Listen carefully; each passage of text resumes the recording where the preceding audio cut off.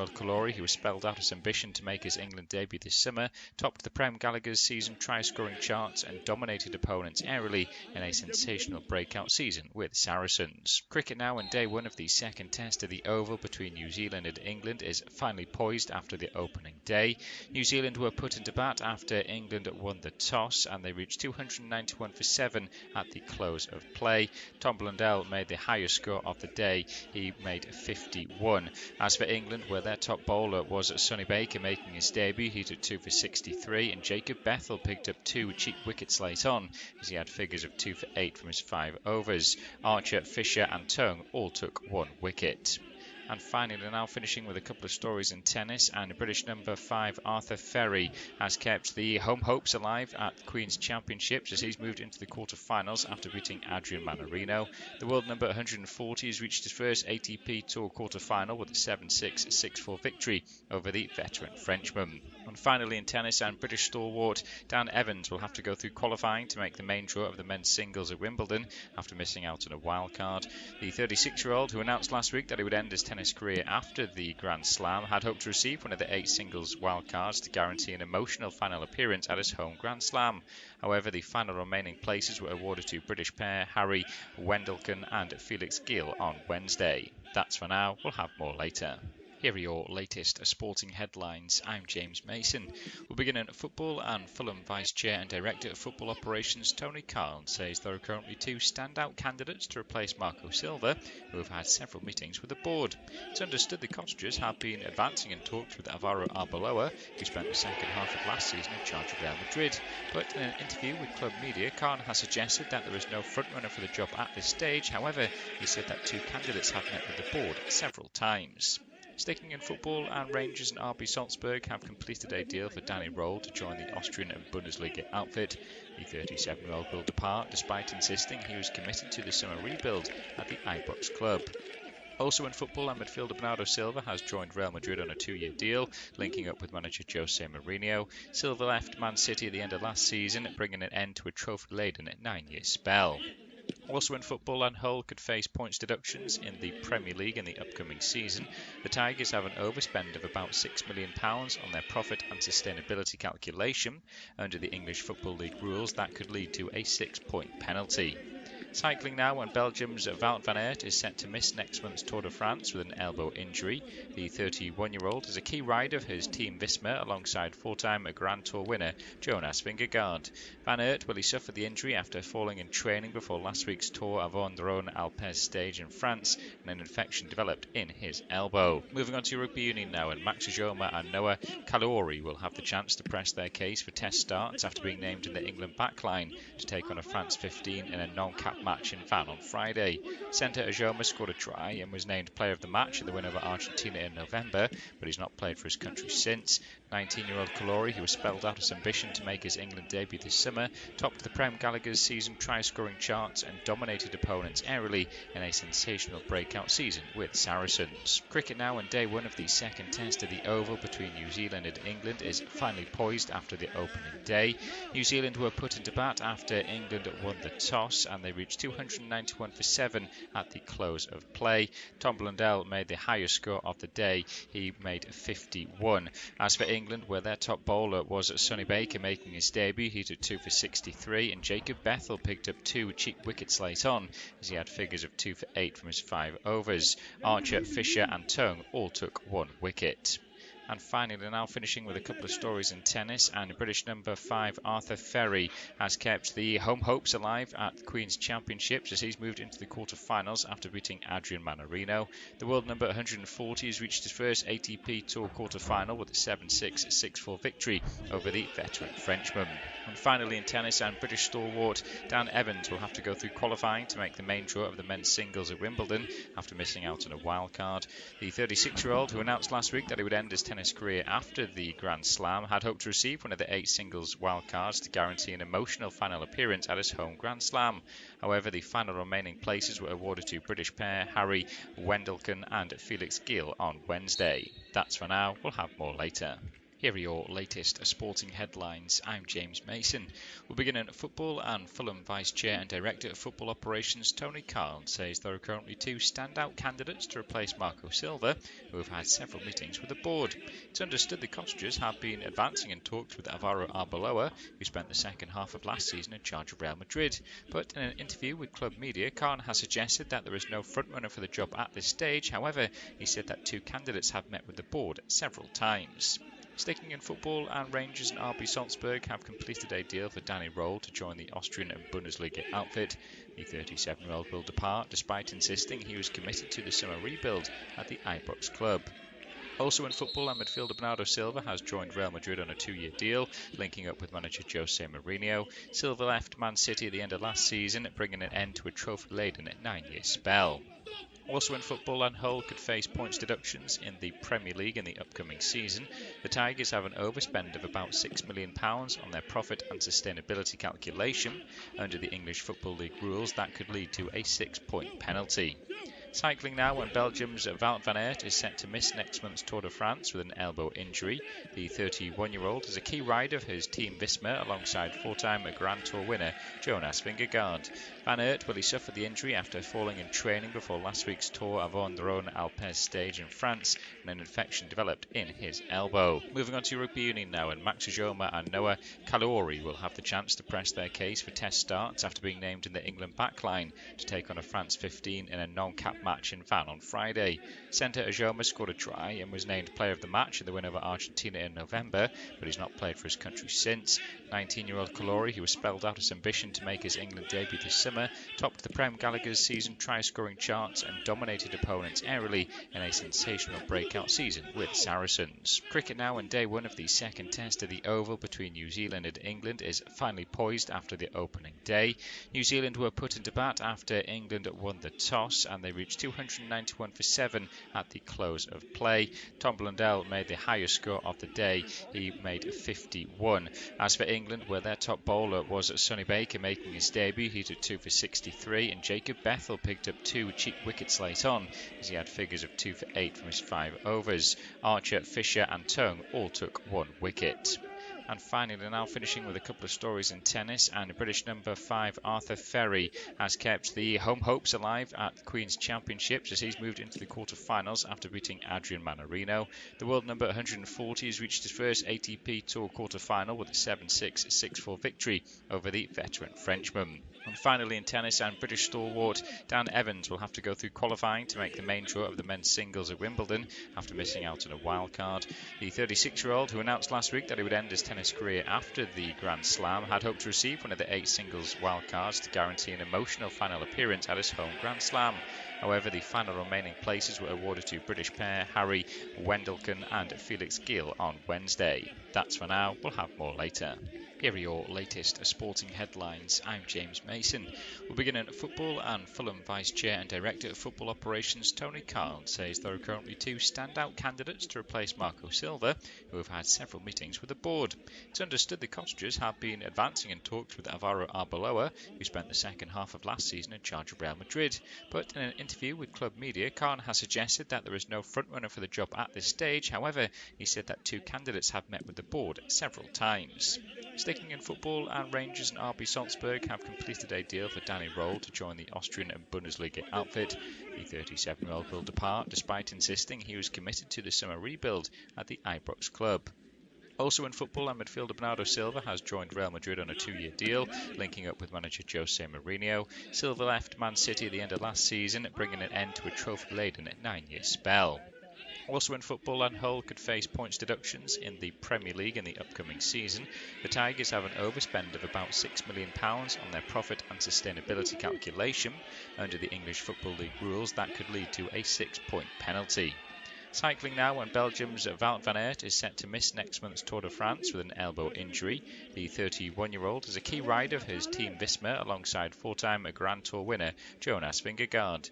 Van Aert suffered the injury after falling in training before last week's Tour of the Rhône-Alpes stage in France, and an infection developed in his elbow. Moving on to rugby union now, and Max Ujoma and Noah Kalouri will have the chance to press their case for test starts after being named in the England backline to take on a France 15 in a non-cap match in Fan on Friday. Centre Ajoma scored a try and was named player of the match in the win over Argentina in November, but he's not played for his country since.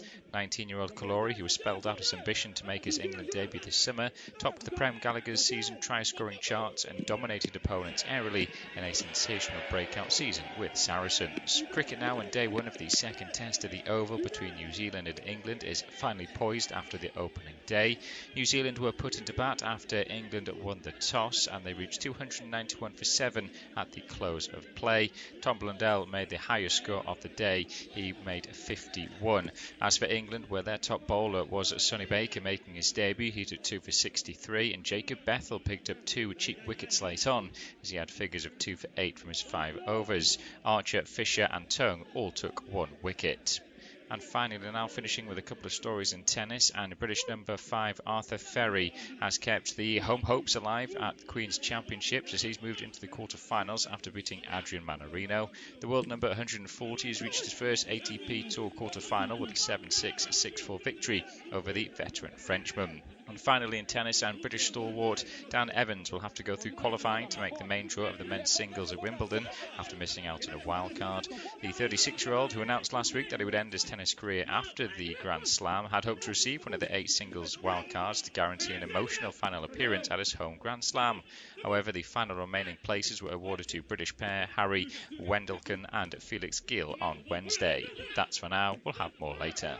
Here are your latest sporting headlines. I'm James Mason.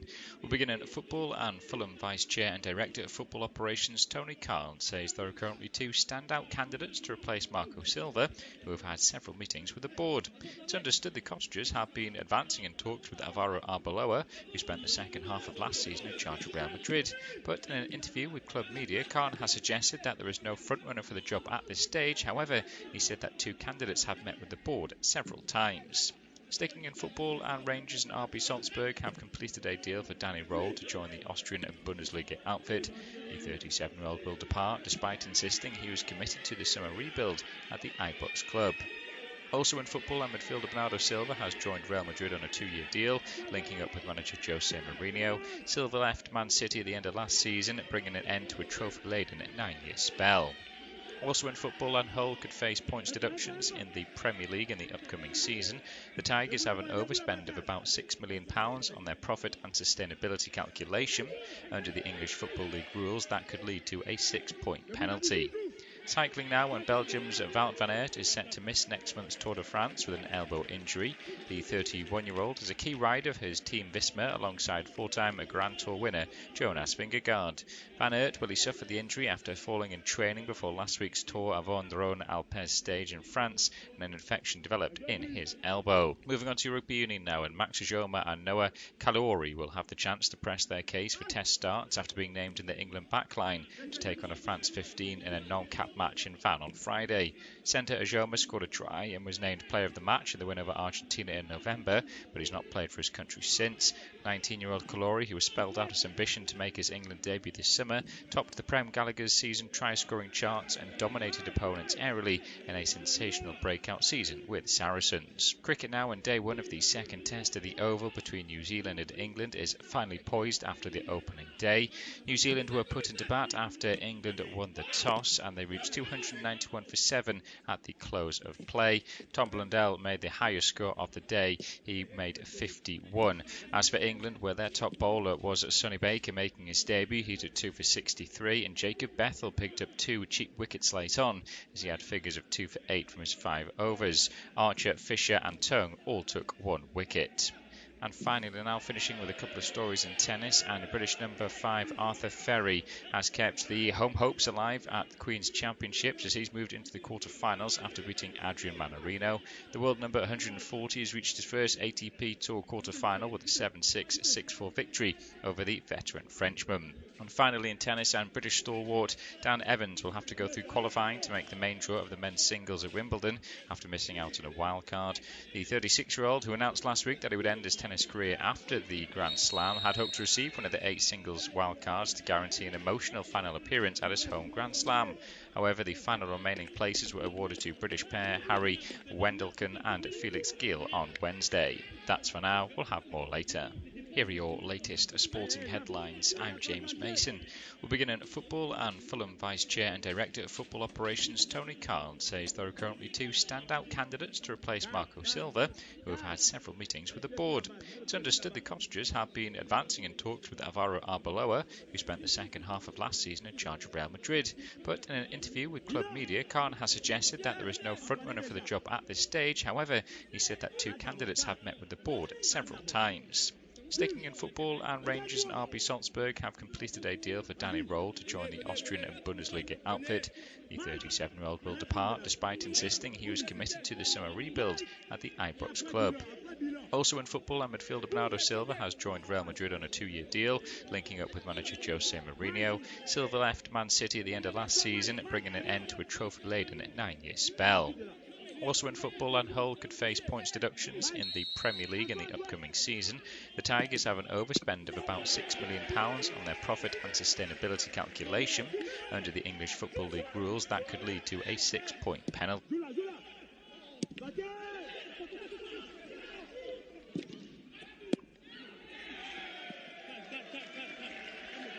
Into the box, too much on it there for Bakumbu. Will be kept in on the right hand side. The West Ham fullback Aaron Wan-Bissaka. Early start here possibly for Congo. Strike comes in outside the area and it's just a whisker wide. What a start to the game. That would have been Edo Kayembe, the Hornets midfielder, plays for Watford.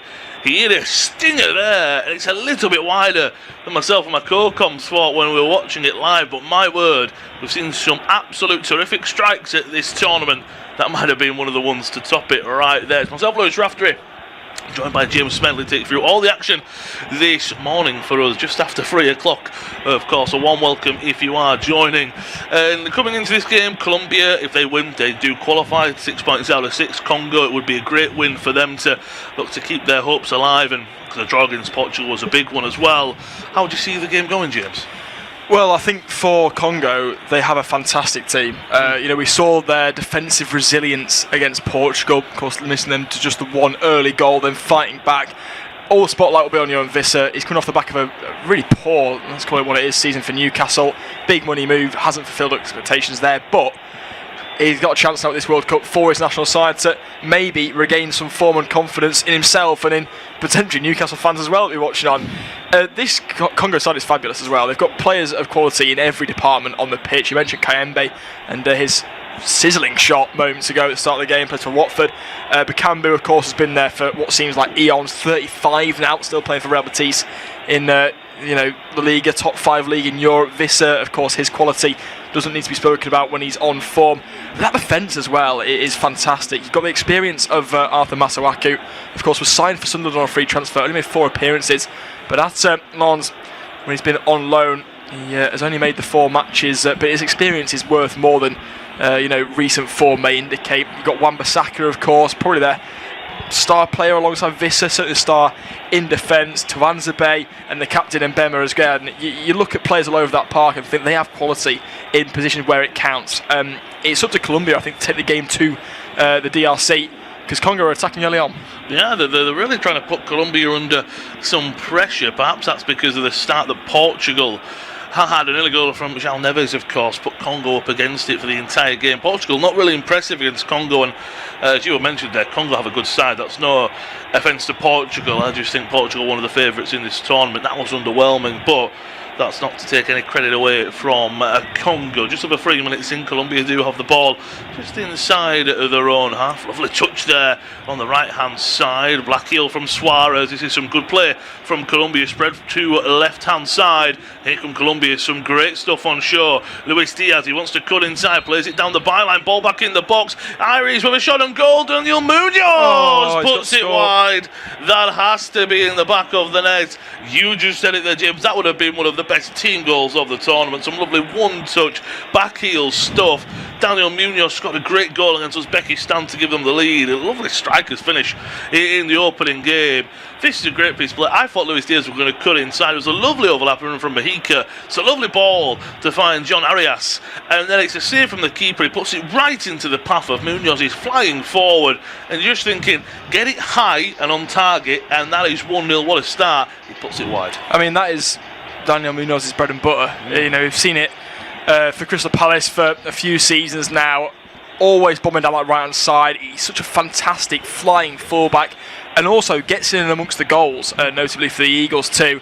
But he's got to do better, and by his standards, that is a really poor miss. You know, yes, the goalkeeper, Mpazu Nwazu, does really well to get across his goal line and make it a little bit tighter for him, but you're completely right. He's got to hit it hard, but hit it high. He drags it, might even clip the post on its way into the side netting, but he was always just dragging that ball wide on the right foot. Should have scored, and that should be 1-0. Oh, what a start we've had in Guadalajara so far. 5 minutes in, Congo with an impressive start, but Colombia with, as I say, that would have been one of the, just as a team, as a unit, playing from back to front, from side to side. One of the best goals of this tournament by far. Another tackle coming in there. That time, I believe it was Bakambu as well. There was a late tackle in that build-up. I believe it was on Jefferson Lerma, Puerta possibly as well. I'm surprised the referee didn't bring that back or have a word. But Congo feisty and getting involved. And, well, I know it's very stereotypical, but a South American side like Colombia playing some great stuff. They're going to be feisty as well. If you didn't miss it in the preamble, we'll say neither side have made any changes from a match day one. Full size, it's Vargas in goal for Colombia. Back four of Munoz, Sanchez, Lucchimi and Mojica. Midfield duo of Lerma and Puerta with James Rodriguez just standing in front of them.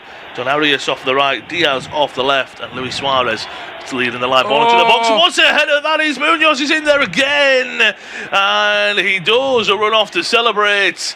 But it will be brought back, it looks like. He says, no.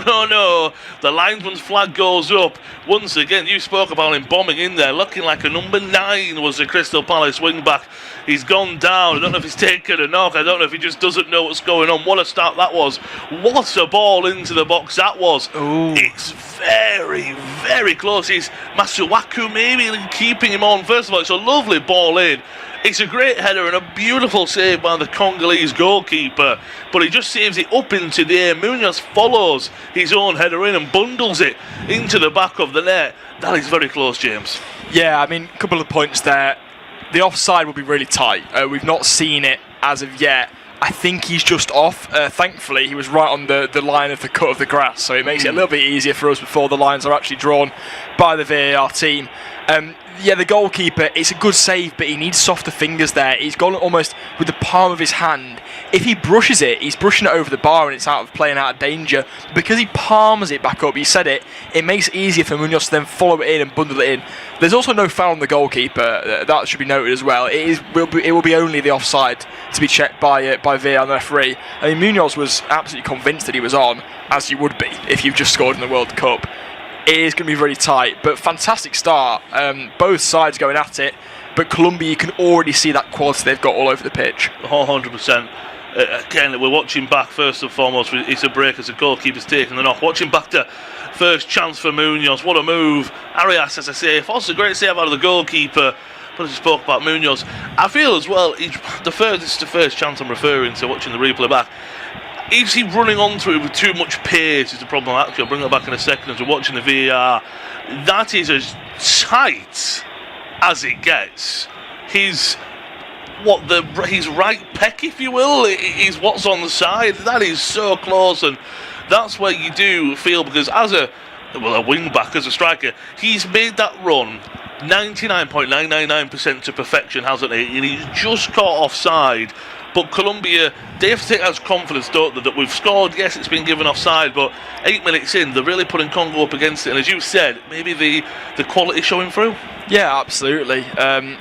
It's really tight. It's one of the tighter offsides you will see, and that in itself is saying something. Again, I'm just not sure on how lines are drawn these days. I don't really get it, because his feet are well onside. They're well behind the trailing right leg of Masuaku. And you're right, it's just a weird place for them to draw the line in the first place. Because if it's off the shoulder, then yeah, he's offside. But they've always drawn it in a way that makes it almost purposely contentious. I think if you draw it off the shoulder, he's well offside. If it's by the feet, he's onside. By kind of putting it through the middle of his body, you kind of create that suspicion, that doubt. And again, you're sort of seeing another instance in where the VAR in this World Cup is not being used as clearly as I think it could be. No, I think you're spot on with that. And Again, I think there's a lot of people that have the argument, as you said, well, his feet are onside. Is that something to look at for the future, that the feet are onside? So he's onside. It's basically his full right arm, he's offside, but it's as it meets his shoulder, we're talking inches inside his chest from his right shoulder inwards. He's onside, but you're right, as to draw it, and we see the 3D graphic that they show now at this the World Cup. It is a really, really close one. As per usual, the fans in attendance all World Cup have been fantastic. Well, the Colombia fans, well, they're enjoying this opening 10 minutes. They've already got a Mexican wave going around. Of course, we are in Mexico, in the Guadalajara Stadium. Mexico hosting, of course, one of the three co-hosts with Canada and the USA. Colombia did play their first game against Uzbekistan in Mexico, so they're getting quite comfortable. Has to be said, one of the teams that haven't had to travel from stadium to stadium, or at least country to country, as many have. What a start we've had so far. One welcome if you are joining. You've missed a great opening 10 minutes as Congo play a poor pass on the left-hand side, picked up by Luis Diaz. Player of the match for me in the first game. James Rodriguez opens up for him, goes for a strike. What a save by the goalkeeper. He's been put under constant pressure. James Rodriguez, if he can throw back to 12 years ago where he took the World Cup by storm, it's a great strike. We know he likes a strike outside the area. It's dipping as well. Is he finding the bottom corner? I think it's another great save from the keeper. Save. And what an opening 10 minutes we've had. Yes, it's one of those, it's 35, 40 yards out, but what a strike from the skipper. Fantastic from James Rodriguez there. You're absolutely right, and it's a fine stop from the DRC goalkeeper. Gets down well, and that's the example of where you need a strong hand as opposed to a soft one. Really strong left hand, palms around the corner. James Rodriguez corner comes in, header comes in. I think it's Davinson Sanchez who's poked it wide. It might even be Jefferson Lerma, but a free header in the end, I think just put off by his advancing man, and a chance goes begging. It's actually Luchumi who heads wide of the mark, but a flurry of chances now for Colombia. I think as well that's what separates to me this Colombia side, is they have players that want to make that final pass, but if you give Diaz, James or Arias the opportunity to shoot, they will take advantage of it. They want to create chances for their teammates, but they're not bothered about, right, we have to create the perfect one that opens up there. They're always going to take it. Congo do have the ball, and 11.5 minutes in, unofficial independent off-tube studio commentary of all the action of this Group K Match Day 2 clash. Colombia 0, Congo 0. Colombia have had the ball in the back of the net once, ruled offside. Munoz, as James rightfully said, maybe so far definitely the closest of an offside-onside I've seen, maybe the entire tournament as we do go on. It was a massive one. Munoz had a great chance as well. He did put wide. Colombia have had a great start to this game, but the first 2 or 3 minutes Congo were great, and then Colombia just found their stride. Ball played forward from Davinson Sanchez. Diaz, is he going to get there? He is. The question is he onside? For the moment the flag stays down, and the flag does go up. Another one there. Davinson Sanchez had a great range of passing for a centre back, it has to be said. We'll see. I haven't been able to bring you the full Congo line. I'm watching it back as well. Very close, but it might just be onside. That's one where possibly if something could have come from it, you'd let your centre linesman keep your flag down for the moment. But for Congo, Mpassi is in goal, back three of skipper Mbembe, Tuanzebe and Kapaudi. Wan-Bissaka on the right, Masuaku on the left as wing backs. Midfield three of Kayembe, Macau, Mutasami and Avisa with Bakumbu as a forward duo. As James alluded to earlier, some real quality in that side. Great play, great strength shown from John Arias, and he continues to drive forward into Puerta. Cuts back inside, he's got James to his right and Munoz overlapping. Ball into the box, just behind Diaz. I thought for a moment there, he was lining up for an overhead type bicycle kick there, was the former Liverpool man, but although I've got it down on paper, and I did this in the first game I covered against Uzbekistan, that Lerma and Puerta are sitting deep with Diaz off the left, Arias off the right, Rodriguez centrally with Suarez up top. It's more James Rodriguez is off the right in a 4-3-3, Diaz is off the left, Arias is more centrally, and it's more that because Munoz gets up and down that right hand side, James isn't playing as a right winger, he's playing as quite a central attacking midfielder and kind of overloading that right hand side. He's almost got that Messi role, doesn't he, yes, that we see for Argentina. It's sort of that the keys to the city, if you like, free roam role, because he's got the quality. He's not exactly his maraudering former self that, as you alluded to in that 2014 World Cup, lit up the world stage, but he certainly has that same ability in those boots, he just won't make the gut-bursting runs and try and get in behind the lines. He's very much going to be that focal point in the attack that Colombia will play through instead of play to. And I think that's going to be really key in how Colombia go on to attack. They've got that pace in Luis Diaz on the left-hand side. Suarez, a fantastic finisher as well, has an excellent goal-scoring record in the Portuguese. We've already seen Munoz make those overlapping runs. It's how the other players can get involved around James as well as the game goes on. Ball over the top here, Colombia. They're really putting the pressure on DR Congo very early on. Puerta back to James, looking to always open up on that left boot. Mojica, he's going to go and open up for a strike. Forces another save out of the goalkeeper. That one a bit more you would consider that he should be definitely doing that. Good save, but you've got to be put up against it. James, again, as James rightfully pointed out, he will be the main man, the skipper at number 10. It is very similar to what Lionel Messi is currently doing for Argentina. They won the ball in the middle. Good tackle from Sanchez, who took the risk of driving high up the field to win the ball, but he comes away with it. James into Arias.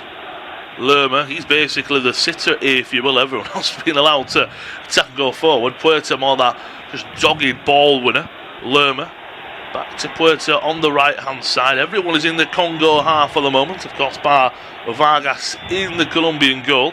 15.5 minutes gone. It is goalless, but Colombia have tested and passing, you'd have to say, very, very much early on in the early stages. Suarez, 1-2 touch. Arias, ball over the top looking for Diaz. He's going to get there, cuts back inside. He's got an opportunity to shoot. It's saved by the keeper and put wide. He does that, what we all see players do, opens up his body, almost gives that body feint. If I'm going to curl it to your left and go early to the front post. Good save by the keeper, a corner there, but Colombia, they are pouring the pressure on. They absolutely are. You know, the DRC have remained a threat on the counter, but it's Colombia now having the flurry of chances. It's through the legs of both defender and goalkeeper, and in fact the goalkeeper for the Congo gets really fortunate. He comes off the inside of his thigh and away out for a corner, which is then cleared away, but only as far as the Colombian number 14 Puerta, whose strike is dragged wide with the left boot. But you're right, Colombia with a flurry of chances, and they are building towards an early goal, you'd assume. Yeah, that's the one shot outside the area, the right back there. I was watching the one a few moments ago from Mojica, the left back. Is it going on target? Might have just been going wide, but better safe than sorry for the Congolese keeper. And we do get back underway. Goal kick, easily dealt with by Lerma in the middle. You'd have to say that Johan Visser, for his height, he's a very good header of the ball, a great vertical leap. But in Luchimi, Sanchez as centre-backs, and Lerma just that City number 6, almost adding as a first centre-back at times. He will be very much up against it. Looking so far at the stats, 7 shots for Colombia, 1 for Congo, 4 on target for South American outfit, whereas of course it was Kayembe striking inside 90 seconds, if you will, for the DRC that went wide. Fizz just wide, whereas Colombia have really taken it to Congo so far. Sanchez, right hand side, they're having a lot of possession as well. Colombia, Puerta, back to Rodriguez. Then, as James alluded to, he has just been given, right, whenever you pick up spaces, we'll almost track runners for you. We'll track the spaces. You try and pick out space to get on the ball and unlock this Congo defence. Arias, Mojica, into Diaz. He had that, probably you'd have to say, as in one-on-one, the best chance so far, the best chance realistically on the rebound falling for Munoz, but in terms of open play, Diaz definitely has had the best chance. Ball over the top here, in for Suarez. Lovely first few touches, his second one though, he's always stretching for it. Well defended in the end. Suarez is furious, he can't believe it, he wants a corner, but it will be a goal kick. I thought it was last off this Sporting Lisbon forward, but he brings such an edge as well to this team. Watching it back, you know what, give him credit, watching it back there, that might have last come off the left leg of Tuanzebe. I will say it was very close, and you can imagine how awkward it is, but 18.5 minutes and still goalless. We've had a great start to this game, and for Congo, a draw isn't terrible because Uzbekistan have lost both their games, but Colombia, you can quite clearly see especially in the stands. There's a lot of yellow there in Guadalajara this evening. They want to put out a show, get 6 points out of 6 and confirm their place in the knockout stages. Another strike comes in from range, saved by the keeper. Well, I don't know. I'm assuming Nesta Lorenzo in training said, you know what, 40 yards out, boys. If you've got some space, have a pop at goal. Yeah, it's Puerta with another attempt from distance. His first one was wide of the mark. That one is a fairly decent effort. It's not quite the top corner, but it's a good save again. And the goalkeeper for the DRC, Mpasi Nazao, has been extremely busy between the sticks already. That's 4 saves so far in the game. He's been a very busy goalkeeper so far. Of course, most of them have been from range, and you would say that the ones you'd expect a keeper to make, but he saved them well. Long ball forward, Bakumbu comes away with the ball. It's a poor pass into the on-running Visa, but they will come away with the ball. Touch to the left-hand side, Kayembe trying to come away with the ball. Colombia do really well, doubling up there, and the Watford man doesn't come away with the ball. Will be a throw-in for Colombia, just under 20 minutes in, still goalless, but my word, what an electric 20 minutes we've had so far. For Congo, as I say, they picked up that great point against Portugal at the moment, because of course Colombia beat Uzbekistan, as did Portugal. They are level on points with Ronaldo's Portugal, but goal difference is mightily important. Portugal putting 5 past Uzbekistan. Colombia sits on +2, and it's one of them where if Colombia don't win this game, lose or draw, that Portugal game becomes kind of a must-win if they want to qualify nicely. Whereas if they win today, they don't have to beat Portugal. That might be more of a pride game, but you can kind of rest and rotate for the third group game if they were to win this evening. Yeah, absolutely. I mean, third in the group will play England. Should England, of course, go on to win the group, having drawn 0-0 with Ghana yesterday and now. So, you know, if the DRC, this is a massive game for them.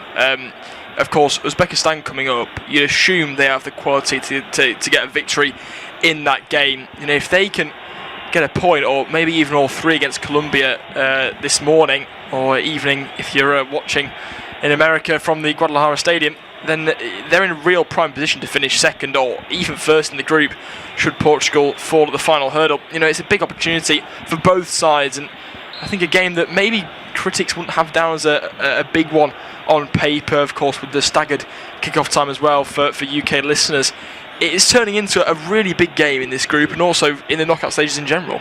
It is. You spot on there as we get into match day 2 and 3. Foul there by Munoz. It's a bit of an unlucky one because he takes a heavy touch. It's a great tackle by Masuaku, and then it is just unfortunate that Munoz is going to kick the ball. Masuaku gets in front of him and takes a bit of a whack on the left shin, the lower left leg, maybe around the ankle, and he's not happy with the referee, as we've seen some Congo fans joining in with the festivities. I said there's a lot of yellow, there's a lot of blue jerseys there. As well, as James did say a moment or two ago, it is just after, we're closing on 3:30, give or take here, in the UK, whereas Guadalajara, it was an 8 p.m. local kick-off time. Just seeing pictures of the outer of the stadium, a magnificent stadium, has to be said, in Guadalajara. Masuaku is back to his feet. Just about 45,000 capacity is the stadium. It looks a lot bigger than that, I would have to say. So the referee has given the ball back to Colombia. I do believe he gave the throw-in and not a foul, because it was more of a coming together and a bit unlucky for Munoz, it has to be said. I thought the referee might have called for a hydration break when the injury occurred, so we're still waiting on that. 22.5 minutes in. I suspect maybe the next time the ball goes out of play is when the hydration break might be given, unless there's an attacking corner or something like that, for example. Ball over the top into Suarez. He makes so many good, dangerous runs. He's got Capuari on him like a rash. Into Arias, just keeps it in play, the former Wolves man. Tries to poke it back to Suarez. He's all over Capuari to win the ball. Nice pass forward, but in there is Puerta to win the ball back. Lerma, those long legs keep the ball in Colombian possession. Diaz, great touch and turn, and the Bayern Munich man is driving forward. James Rodriguez looks to poke it wide to the left-hand side to Puerta. Mojica, can he find a first-time cross? He can. It's not a great one. Arias does really well to keep the ball afloat and in possession of the home side, if you will, at least between these two sides, given the home title of Colombia. Sanchez falls for Diaz, opens up, turns, goes for a strike, blocked away. Sanchez keeps it alive. Colombia struggling to unlock the Congo defence, but Congo struggling to even get out of their own first third, if you will. I think the thing missing for Colombia right now is they've had shots and chances, but apart from Munoz's rebounded effort, as I'll open James in a moment, as Munoz just fizzed it into the feet of Suarez, won well at the back there by Tuanzebe, but Kayembe too slow in possession, and then a foul between Munoz and James Rodriguez brings down the man, and it will be the hydration break now, going just after 24 minutes. Would you say, unfortunately for Colombia, I say Munoz, it's a clear-cut chance. I'm not saying that Munoz's rebounding strike isn't, but they may be a little bit wanting, instead of having 3 or 4 of the shots about outside the area, which they could just have more of the chances that Diaz had, for example, with the shot to the front post. Yeah, absolutely. You know, they've got the quality in James Rodriguez to pick that pass. I mean, Arias, despite not having a great introduction to Premier League and European level football with Wolves, looks quality in this game, it has to be said. Of course, Lerma as well, sitting deeper, making sure that possession is constantly being recycled whenever there's a turnover on the edge of the DRC box. It's all sort of spelling danger for the African side, and at the moment Colombia having the better chances. You're right, a few of them are being pot shots, but I think the difference is that the strikes they're having are ones of quality. The Congo are sitting so far deep off Colombia that it means that when they do open up the space and have efforts from range, that Puerta one, a couple from James Rodriguez, they're shots of real quality that have required quality saves from Mpassi and Zhao, who plays his football in the French second division for Le Havre, and just seeing replays of perhaps the one and only strike towards goal from the DRC, being Kayembe's early effort.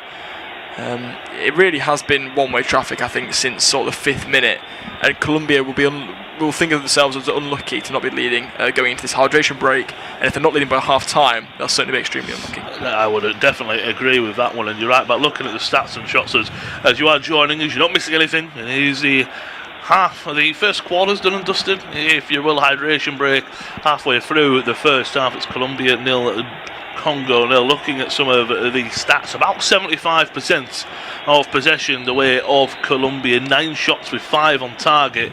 Well, as James just said, Kayembe's strike 90 seconds into the game, the only shot for Congo. They've had some really good strikes at goal. Luis Diaz one we just saw there, that was a lovely build-up goal as well. And well, I say that Munoz's chance on the rebound, I'm actually taking away. Arias had a great strike, and that was another great save by Mpassi, as James alluded to. And well, we'll say, just before getting back on the way, the hydration break, it must suit Congo to have a few moments, but Colombia can almost as well look back on what they're doing well. It's not a bad time for either side to have this hydration break. Yeah, absolutely. I think that the DRC need to just get a foot on the ball. 73% possession for Colombia so far, up until the resummation of this hydration break in a moment. They have had a foot on the throat of the African side at the start of this game. Almost half an hour gone. It is 0-0, but it doesn't feel like a 0-0 sort of game. I know we said that in the last game we did, that ended 1-0 to Croatia, but it does feel as though Colombia, with their momentum, that it is, as you said earlier, almost a home support at the Guadalajara Stadium, just a short trip up the Americas for those Colombia travelling fans. It's a sea of yellow, and the atmosphere in there will be absolutely bouncing. And this Colombia side, I think, maybe underestimated going into this tournament. Luis Diaz in fine form after his move to Bayern Munich last summer. Suarez, as mentioned, he was kind of the Gyökeres replacement, and in many cases almost equalled Gyökeres' scoring streak for Sporting in the Portuguese league. There are players there that can win you matches, and that's before mentioning James Rodriguez, of course. So, looking ahead to the rest of the tournament, they've already won their opening game. This to make it 6 points. They look a strong contender. That being said, they still have to score in this game, of course. 100%, and they're playing some good stuff as well. Credit to them.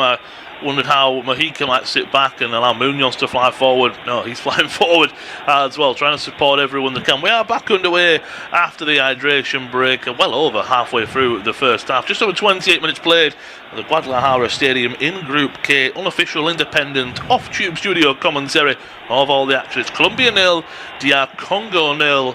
Been a great first half of the first half. Colombia dominating, but yet to take the lead. And I'll pass you over to James to take us through to half-time. Yeah, cheers, Lewis. It's Luchumi on the ball at the moment. Plays his football in the Serie A for Bologna. Just 27 years of age, but plays with such experience at the back next to, of course, Mr. Sanchez, who does have plenty of experience at the back for Colombia. One of only few players to have played in a few international tournaments for this Colombia side. Of course, James Rodriguez is the last remaining player from that World Cup we've alluded to before, and I'm sure we will plenty. As he rolls back the years, starting again as captain for Colombia. Ball now is with the feet of Mojica.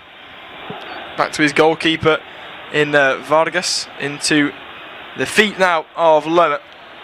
Colombia just having a moment of calm on the ball, which I think is needed. They have had the flurries of chances. They have been on the front foot, but it's easy to forget, I think, how dangerous this Congo side are, and almost there, danger created by Munoz. A short pass back to his goalkeeper Vargas, and quickly on the prowl there was Jan Visser, and he's a pacey player at the best of times, but he smelled blood there, did the Newcastle striker, and very nearly got on the end of that loose ball. Oh, he did, and that would have been a terrible chance there for Colombia to concede with how well they're playing. They win it back though, and here they come with Arias. Indeed they do. Left hand side now with Luis Diaz over towards Mojica, cuts it back, there's no one there. Oh, it's a poor effort really in the end from Colombia. The cutback was good down the left hand side, and I think is it Lerman that jumps over the ball? It might be someone else, but now forward come the DRC. This game's springing to life now. Never mind, it's a terrible pass from Wan-Bissaka, looking for the overlapping run of Macau, but that attack breaks down.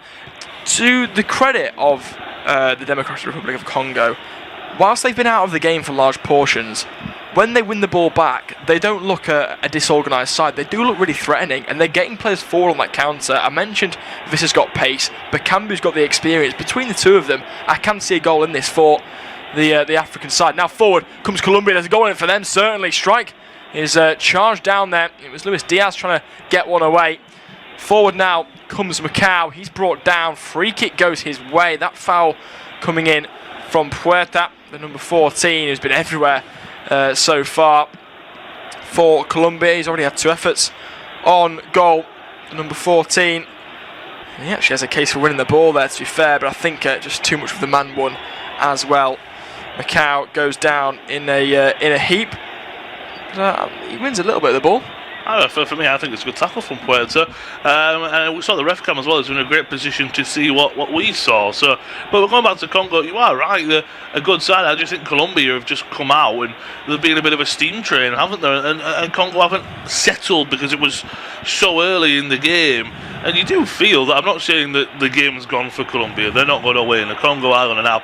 It's more that, do they feel that, right, that opening 22 minutes, that's when we should have scored and we should have taken the lead? Have we missed our chance to take the lead? Are Congo going to get involved in the game? Are they going to steady themselves? Are they going to take a breather and come back into this 31.5 minutes in? And it is 0-0. And Congo would say, if you look at those stats in the game, they'd be happy half an hour in with what that is, that it is only goalless. But I will say both teams, especially Colombia, he just takes one pass to unlock the defence, lovely ball, and Diaz has got an opportunity to drive forward. Him and James are linking up superbly so far. They absolutely are. You know, the old generation with the new generation to carry Colombia forward there. Luis Diaz has the weight of a nation on his shoulders really heading into this World Cup, but it's James Rodriguez with the ball inside, headed up in the air by Axel Tuanzebe. And now underneath it is Sanchez, wins that header again. He's won a few of them really aggressively but cleanly as Munoz goes down under a challenge from Masuaku. No fouls to the referee. And now it's back with Capaldi into Masuaku again. The 2 exchange passes. The ball goes forward now. It's Jan Visser who's dropped really deep. Clearly frustrated, trying to get on the ball, but sometimes that's more of a hindrance when your pacey striker drops deep. You're leaving Bakambu up there. If that ball gets in behind, I don't think the 35-year-old Real Betis striker is going to get anywhere near it. But now Visser on the ball, Spreads one over to the left-hand side for Masuaku to advance. Going to put in an early cross. It's not a great one. And you can see why he's only made 8 appearances in club football in the last sort of year and a half, can't you? Yeah, that was a really poor ball into the box. Right about Vista, you don't mind him dropping a bit deep if maybe, for example, Kayembe then goes up and he's just a bit of rotation and a bit of fluidity, but he's dropping that deep that Bakambu's got those 2 centre-backs up against him. No one's winning battles against those 2 on their own, and he is struggling so far as Vista needs to get up there, help him out. But Congo, when they get the ball in the field, they do look much better. They are calming things down, but you look at Puerto, you look at Lerma, they are on them like a flash in the middle, not giving them any time. Poor touch from Arias there. And I think this game's got such a good tempo to it. I think, as you said, especially for us from England, it's this game, it's at 3 o'clock in the morning. Oh, it's not going to be a classic. Well, so far, half an hour in, it's just starting to slow down, but I mean, it's been a great game so far, and a shock of a tournament so far for Congo. Here they come. It's into Bakambu, trying to wriggle some room away from his man.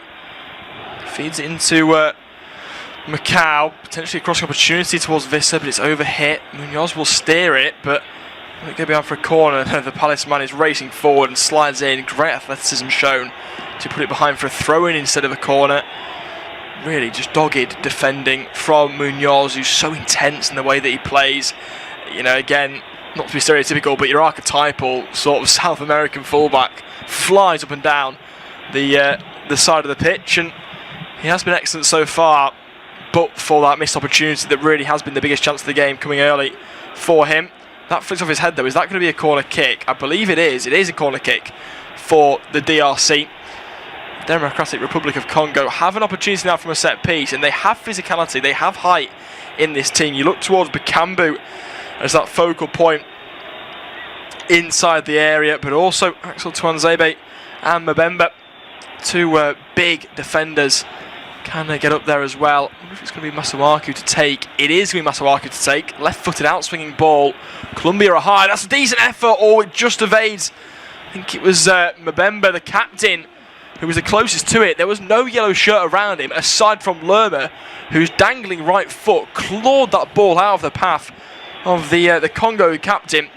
And that would have been 1-0, I'm sure, and almost a real upset just before half-time. It would, and this is where Congo are looking at. Could we score pressure, high press on from Arias there, and Kayembe wants to clear it, just has to clear his lines. I think that's what Colombia have. They've got some great technical players we spoke about, but the energy of the side, the work rate.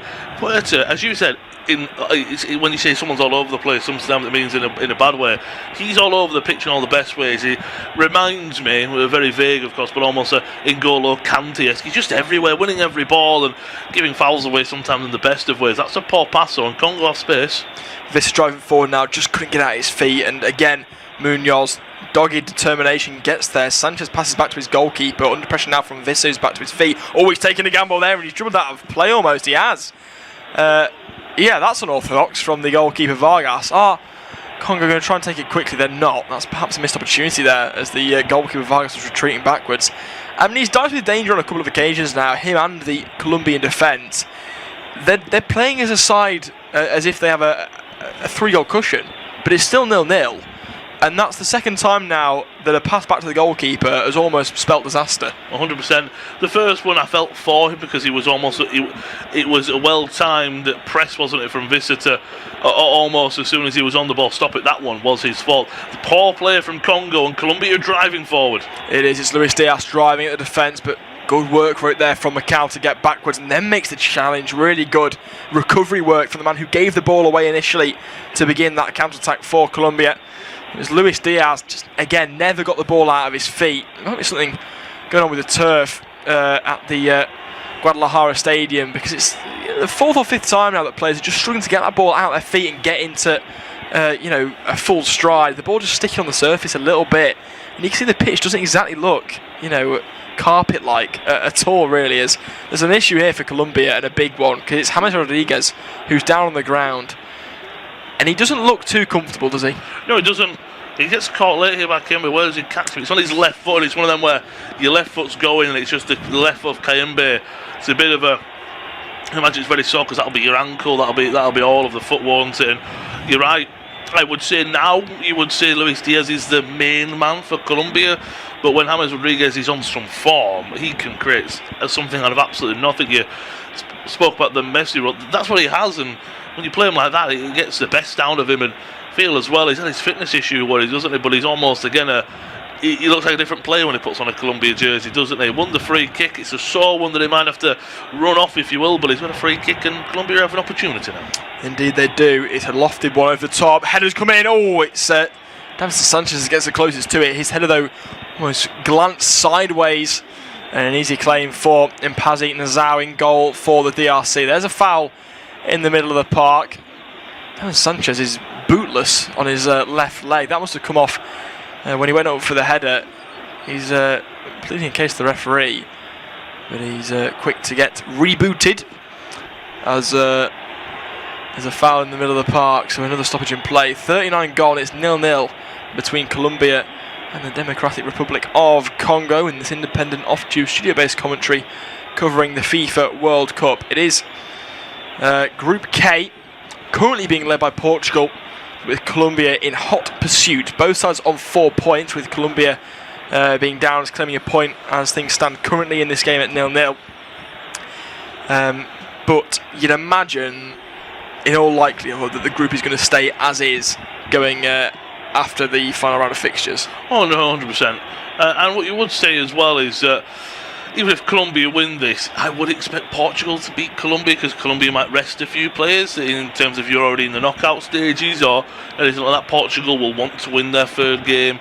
So if they do draw, maybe if they draw this game, Colombia for example, then the draw against Portugal isn't too bad either. It is how it kind of works out, but again, taking risks at the back and pressing down. This Colombia side are so good on the ball, but off the ball, so good pressing. Poor pass, here they come. Indeed they do. The ball with the feet of Suarez, trying to fashion room for a strike. He cannons one off of the DR Congo captain Mbemba, and fairly must have come off his midriff, and now Congo can try and create some yardage close to goal. Again, this is so deep in the middle of the park.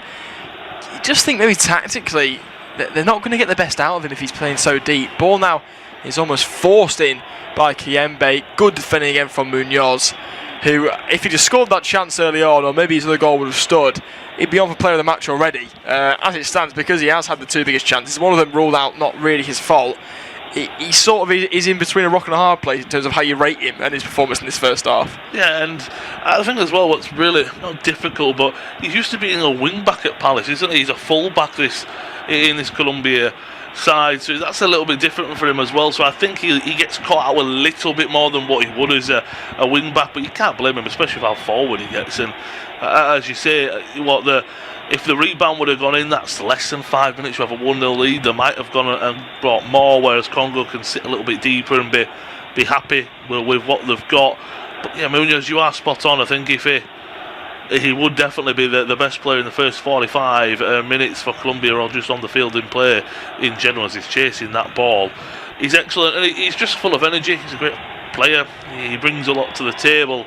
And when he did header the ball in the back of the net, it was a striker's-esque run, so maybe he could play further forward as well. Maybe he could play on that right-hand side. Well, James Rodriguez has gone down for a second time a few minutes ago. Another free kick given for him. If he has to withdraw from injury, I wouldn't mind seeing Munoz play on that right wing. He is just such a gallivanting player on the right-hand side of the pitch. He's almost just a right-sided player rather than a full-back or a right midfielder or a right back. He just sort of makes that side of the pitch of his own. As I think a free kick gone the way of the Congo here. Wan-Bissaka went down. Was it a throw-in, in fact? It was a throw-in. So DR Congo now coming forward. Good ball inside. Oh! Almost met with a header from their veteran striker, Bakambu. In the end, it's claimed by Vargas, but that's inches from the Real Betis forward, 35 years old. And he almost makes use of every inch of height there. If he gets any contact on that, really, and it's glanced towards goal, it's in the back of the net. It's a lovely ball. He tried that Masuaku early, didn't he? He got it all wrong. He got way too much power on it that time. As you say, you're talking a few inches, aren't you? Ball over the top, too much on looking for Luis Diaz. But that's exactly what Masuaku wanted the first time. That time's still a little bit off, but my word, if that gets on the head of Bakumbu, like you say, that's 1-0 to DR Congo against the run of play. And I don't know if maybe Colombia, I don't think they'll be frustrated at half time, I don't want to say that, but it could start to creep in that we've been on top, we've done this, we've done that, and Congo are still sticking around. They're almost just getting in the face of Colombia at the moment. And you were right about James Rodriguez. If he has to come off, I think Munoz on the right is not a bad option at all, but then you lose so much creativity if he's got to come off. They'll want him on the pitch as long as possible. They absolutely will. He is the key to unlocking a defence, and as DR Congo sit deeper and deeper, the chances are becoming fewer and further between for Colombia. But now it's a chance to attack for DR Congo. Ball now with Masuaku, prodded through on a 1-2. Now into Kayembe. His cross is blocked behind for a corner. I mean, Munoz has just turned to a man possessed there, waving his arms around, screaming as he's blocked behind. Colombia perhaps sensing some nerves from within their own ranks, and they are looking a little bit shaky at the back. They are, and what you would say is when you look at the Colombia side, where the weakness is defensively, you'd have to say that 2 of the 4 in the fullbacks are attacking fullbacks, not defensive fullbacks. 2 centre-backs, Sanchez and Lucchini, they're good players, but when you have basically 4 running at 2, it's always going to be awkward. Another corner coming up here will be Masuaku to take. Bakumbu gets on the end of it, but it's well underneath. So it's well underneath it and well wide of the bar there, so nothing comes of it. It's quickly taken. Suarez, is back on the end of this. He's going to get on the end of this into Luis Diaz. Here come Colombia. Indeed they do. Luis Diaz now cutting inside. Can he get the shot away? He can. It's blocked. And blocked well by DR Congo defence. I think it's Mbemba that shut down the attack. Luis Diaz is the threat, isn't he, really? As he drives forward. He's the man they've got to find in this game. 5 minutes added on at the end of this one. So a total of 50 minutes to be played in this first half of football. And it's a first half that has ebbed and flowed for both sides. And Luis Diaz, the key man, not been involved enough, you'd have to say, from a Colombian perspective.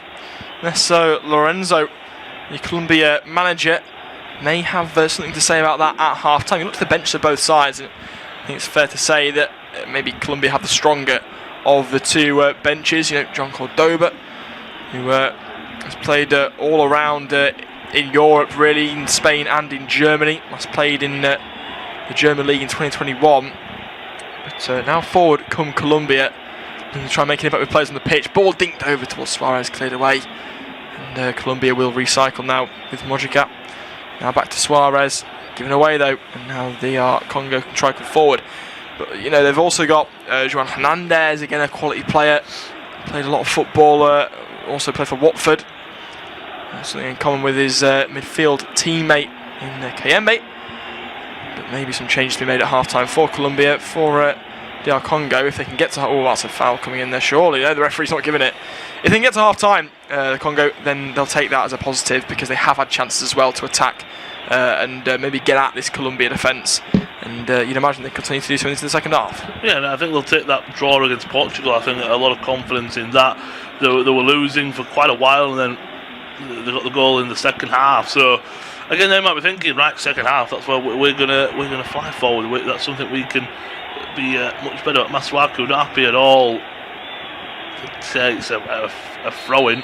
It definitely like it came off of him, so I don't know if that's frustration from him. I'm not 100% sure, but they're playing to, again, Colombia, all the missing is a goal, the most important part of the game, but the full-backs are supporting the wingers, very simplised football, if you will, all to the best abilities. As you get the ball now, and again, you just want to frustrate Congo, and if you go into the half-time whistle goalers, at least let it be you who's got possession and making chances. As come forward now with Munoz into Diaz, back to Munoz, plays it to the edge of the area.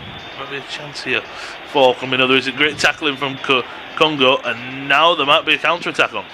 Yeah, good interception though from Davinson Sanchez, who slides in ahead of Bakambu to win that ball back and feeds it over towards the left-hand side. Now forward come Colombia with a late flurry before the end of the first half. It's into John Arias, trying to drive forward, cuts backwards. Can he find the pass? Luis Diaz now on the edge of the area, sets it one more into the feet of Puerta. Can he find a shot? He can. Charged down again though by Kayembe. Does well to block that shot. The chase is on for Visser, but he won't get there ahead of Davison Sanchez, who will lay it back inside. Colombia trying to finish this half with a flourish. At the moment, they are just struggling slightly. Ball now. Over it goes towards the far side. Into the feet of Modrica again. He's got room to roam if he can find the pass for a 1-2, but he doesn't. Goes to Lukumi. Over towards James Rodriguez. That's a fantastic touch there on the chest. Brings it down perfectly, and now he can drive inside. Is he going to ready a shot? Lays it off nicely. It was aimed at towards Puerta, but Puerta left it instead for the overlapping run of Munoz. And now DR Congo can try and get forward, but it's into the feet of Mutusame, but he can't quite find the pass. Now Visser goes down under a challenge. Is that a free kick? The referee says yes. Bit of afters there. Arias takes it quickly. In fact, it was a free kick to Colombia that Arias takes quickly. And now they can come away down the left-hand side. Ball now into the feet of Puerta. Turns. Still looking for that route to goal, if you like. Backwards again it goes. All over on the byline for Luis Diaz. Chopping and changing, then feeding through to James Rodriguez. His cross is blocked behind for a corner to Colombia late on at the end of this one. So a chance then for Colombia with a set piece. About 40 seconds to go. And this could be a massive moment in the game. Can they find a route to goal? There'll be a corner kick to come. Plenty of players up for it. It will be the last chance of the game, you would imagine. Rodriguez thought was most likely to take it. The referee stopped things. In fact, has that gone out for a goal kick rather than a corner? I think they've reviewed it, haven't they? That's my. I only assume that because everyone was there, weren't there? As you said, a corner coming up. So my only assumption is they reviewed it. Apparently, as well, if it's given as a goal kick, they can't review it to a corner. Doesn't make any sense because you can do it the other way around. You'll be able to do it. So it looks like that we're going into half time. Goalless as the referee blown the whistle. He was confused about the corner kick. I think he's confused. No, he does blow for half time. An incredibly fantastic first 28 minutes or so. The hydration break came and Congo really found their feet. But those opening 20 minutes or so, Colombia were absolutely fantastic. But it is half time in Group K at the Guadalajara Stadium. Goalless between the two sides. We'll be back shortly for the second half. It's Colombia 0, Congo 0.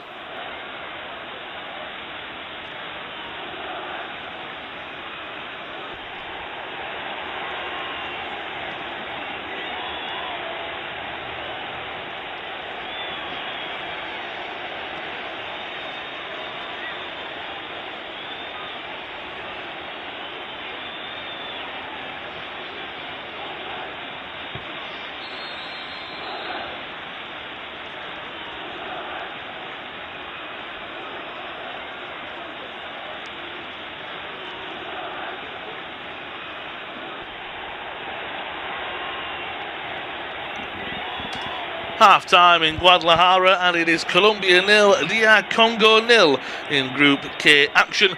Colombia, though, have been the better side. So many chances. They did have the ball in the back of the net on the stroke of the 8th minute mark. Lovely ball in on the left-hand side from Mojica, headed home by Daniel Munoz. Saved first by Impassi, followed up with a second, but was just offside, was the Eagles forward. Congo have defended well. Diaz had a few chances. James had a strike outside the area, but at half-time, it is 0-0.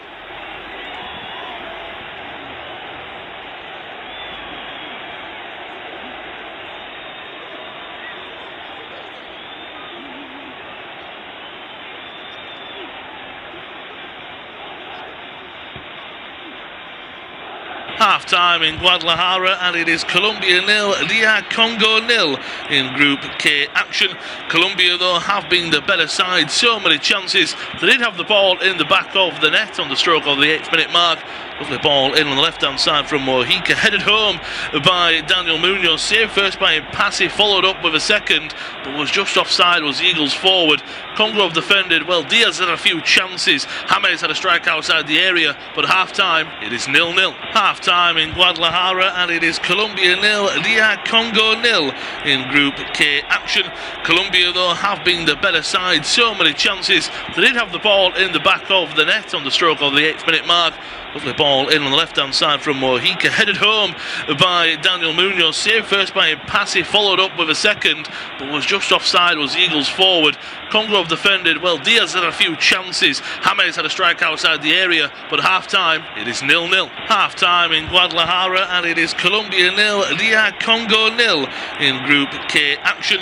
Colombia, though, have been the better side. So many chances. They did have the ball in the back of the net on the stroke of the 8th minute mark. Lovely ball in on the left-hand side from Mojica, headed home by Daniel Munoz. Saved first by Passy, followed up with a second, but was just offside, was the Eagles forward. Congo have defended well. Diaz had a few chances. James had a strike outside the area, but half-time, it is 0-0. Half-time in Guadalajara, and it is Colombia 0, DR Congo 0 in Group K action.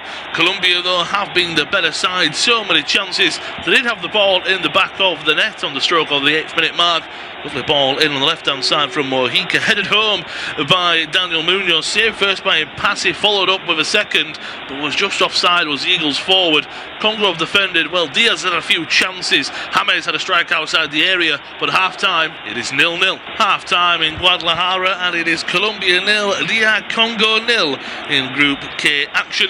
Colombia, though, have been the better side. So many chances. They did have the ball in the back of the net on the stroke of the 8th minute mark. Lovely ball in on the left-hand side from Mojica, headed home by Daniel Munoz. Saved first by Passy, followed up with a second, but was just offside, was the Eagles forward. Congo have defended well. Diaz had a few chances. James had a strike outside the area, but half-time, it is 0-0. Half-time in Guadalajara, and it is Colombia 0, DR Congo 0 in Group K action. Colombia, though, have been the better side. So many chances. They did have the ball in the back of the net on the stroke of the 8th minute mark. Lovely ball in on the left-hand side from Mojica, headed home by Daniel Munoz. Saved first by Passy, followed up with a second, but was just offside, was the Eagles forward. Congo have defended well. Diaz had a few chances. James had a strike outside the area, but half-time, it is 0-0. Half-time in Guadalajara, and it is Colombia 0, DR Congo 0 in Group K action. Colombia, though, have been the better side. So many chances. They did have the ball in the back of the net on the stroke of the 8th minute mark. Lovely ball in on the left-hand side from Mojica, headed home by Daniel Munoz. Saved first by Passy, followed up with a second, but was just offside, was the Eagles forward. Congo have defended well. Diaz had a few chances. James had a strike outside the area, but half-time, it is 0-0. Half-time in Guadalajara, and it is Colombia 0, DR Congo 0 in Group K action. Colombia, though, have been the better side. So many chances. They did have the ball in the back of the net on the stroke of the 8th minute mark. Lovely ball in on the left-hand side from Mojica, headed home by Daniel Munoz. Saved first by Passy, followed up with a second, but was just offside, was the Eagles forward. Congo have defended well. Diaz had a few chances. James had a strike outside the area, but half-time, it is 0-0. Half-time in Guadalajara, and it is Colombia 0, DR Congo 0 in Group K action. Colombia, though, have been the better side. So many chances. They did have the ball in the back of the net on the stroke of the 8th minute mark. Lovely ball in on the left-hand side from Mojica, headed home by Daniel Munoz. Saved first by Passy, followed up with a second, but was just offside, was the Eagles forward. Congo have defended well. Diaz had a few chances. James had a strike outside the area, but half-time, it is 0-0. Half-time in Guadalajara, and it is Colombia 0, DR Congo 0 in Group K action. Colombia, though, have been the better side. So many chances. They did have the ball in the back of the net on the stroke of the 8th minute mark. Lovely ball in on the left-hand side from Mojica, headed home by Daniel Munoz. Saved first by Passy, followed up with a second, but was just offside, was the Eagles forward. Congo have defended well. Diaz had a few chances. James had a strike outside the area, but half-time, it is 0-0. Half-time in Guadalajara, and it is Colombia 0, DR Congo 0 in Group K action. Colombia, though, have been the better side. So many chances. They did have the ball in the back of the net on the stroke of the 8th minute mark. Lovely ball in on the left-hand side from Mojica, headed home by Daniel Munoz. Saved first by Passy, followed up with a second, but was just offside, was the Eagles forward. Congo have defended well. Diaz had a few chances. James had a strike outside the area, but half-time, it is 0-0. Half-time in Guadalajara, and it is Colombia 0, DR Congo 0 in Group K action. Colombia, though, have been the better side. So many chances. They did have the ball in the back of the net on the stroke of the 8th minute mark. Lovely ball in on the left-hand side from Mojica, headed home by Daniel Munoz. Saved first by Passy, followed up with a second, but was just offside, was the Eagles forward. Congo have defended well. Diaz had a few chances. James had a strike outside the area, but half-time, it is 0-0. Half-time in Guadalajara, and it is Colombia 0, DR Congo 0 in Group K action. Colombia, though, have been the better side. So many chances. They did have the ball in the back of the net on the stroke of the 8th minute mark. Lovely ball in on the left-hand side from Mojica, headed home by Daniel Munoz. Saved first by Passy, followed up with a second, but was just offside, was the Eagles forward. Congo have defended well. Diaz had a few chances. James had a strike outside the area, but half-time, it is 0-0. Half-time in Guadalajara, and it is Colombia 0, DR Congo 0 in Group K action. Colombia, though, have been the better side. So many chances. They did have the ball in the back of the net on the stroke of the 8th minute mark. Lovely ball in on the left-hand side from Mojica, headed home by Daniel Munoz. Saved first by Passy, followed up with a second, but was just offside, was the Eagles forward. Congo have defended well. Diaz had a few chances. James had a strike outside the area, but half-time, it is 0-0. Half-time in Guadalajara, and it is Colombia 0, DR Congo 0 in Group K action. Colombia, though, have been the better side. So many chances. They did have the ball in the back of the net on the stroke of the 8th minute mark. Lovely ball in on the left-hand side from Mojica, headed home by Daniel Munoz. Saved first by Passy, followed up with a second, but was just offside, was the Eagles forward. Congo have defended well. Diaz had a few chances. James had a strike outside the area, but half-time, it is 0-0. Half-time in Guadalajara, and it is Colombia 0, DR Congo 0 in Group K action. Colombia, though, have been the better side. So many chances. They did have the ball in the back of the net on the stroke of the 8th minute mark. Lovely ball in on the left-hand side from Mojica, headed home by Daniel Munoz. Saved first by Passy, followed up with a second, but was just offside, was the Eagles forward. Congo have defended well. Diaz had a few chances. James had a strike outside the area, but half-time, it is 0-0. Half-time in Guadalajara, and it is Colombia 0, DR Congo 0 in Group K action. Colombia, though, have been the better side. So many chances. They did have the ball in the back of the net on the stroke of the 8th minute mark. Lovely ball in on the left-hand side from Mojica, headed home by Daniel Munoz. Saved first by Passy, followed up with a second, but was just offside, was the Eagles forward. Congo have defended well. Diaz had a few chances. James had a strike outside the area, but half-time, it is 0-0. Half-time in Guadalajara, and it is Colombia 0, DR Congo 0 in Group K action. Colombia, though, have been the better side. So many chances. They did have the ball in the back of the net on the stroke of the 8th minute mark. Lovely ball in on the left-hand side from Mojica, headed home by Daniel Munoz. Saved first by Passy, followed up with a second, but was just offside, was the Eagles forward. Congo have defended well. Diaz had a few chances. James had a strike outside the area, but half-time, it is 0-0. Half-time in Guadalajara, and it is Colombia 0, DR Congo 0 in Group K action. Colombia, though, have been the better side. So many chances. They did have the ball in the back of the net on the stroke of the 8th minute mark. Lovely ball in on the left-hand side from Mojica, headed home by Daniel Munoz. Saved first by Passy, followed up with a second, but was just offside, was the Eagles forward. Congo have defended well. Diaz had a few chances. James had a strike outside the area, but half-time, it is 0-0. Half-time in Guadalajara, and it is Colombia 0, DR Congo 0 in Group K action. Colombia, though, have been the better side. So many chances. They did have the ball in the back of the net on the stroke of the 8th minute mark. Lovely ball in on the left-hand side from Mojica, headed home by Daniel Munoz. Saved first by Passy, followed up with a second, but was just offside, was the Eagles forward. Congo have defended well. Diaz had a few chances. James had a strike outside the area, but half-time, it is 0-0. Half-time in Guadalajara, and it is Colombia 0, DR Congo 0 in Group K action. Colombia, though, have been the better side. So many chances. They did have the ball in the back of the net on the stroke of the 8th minute mark.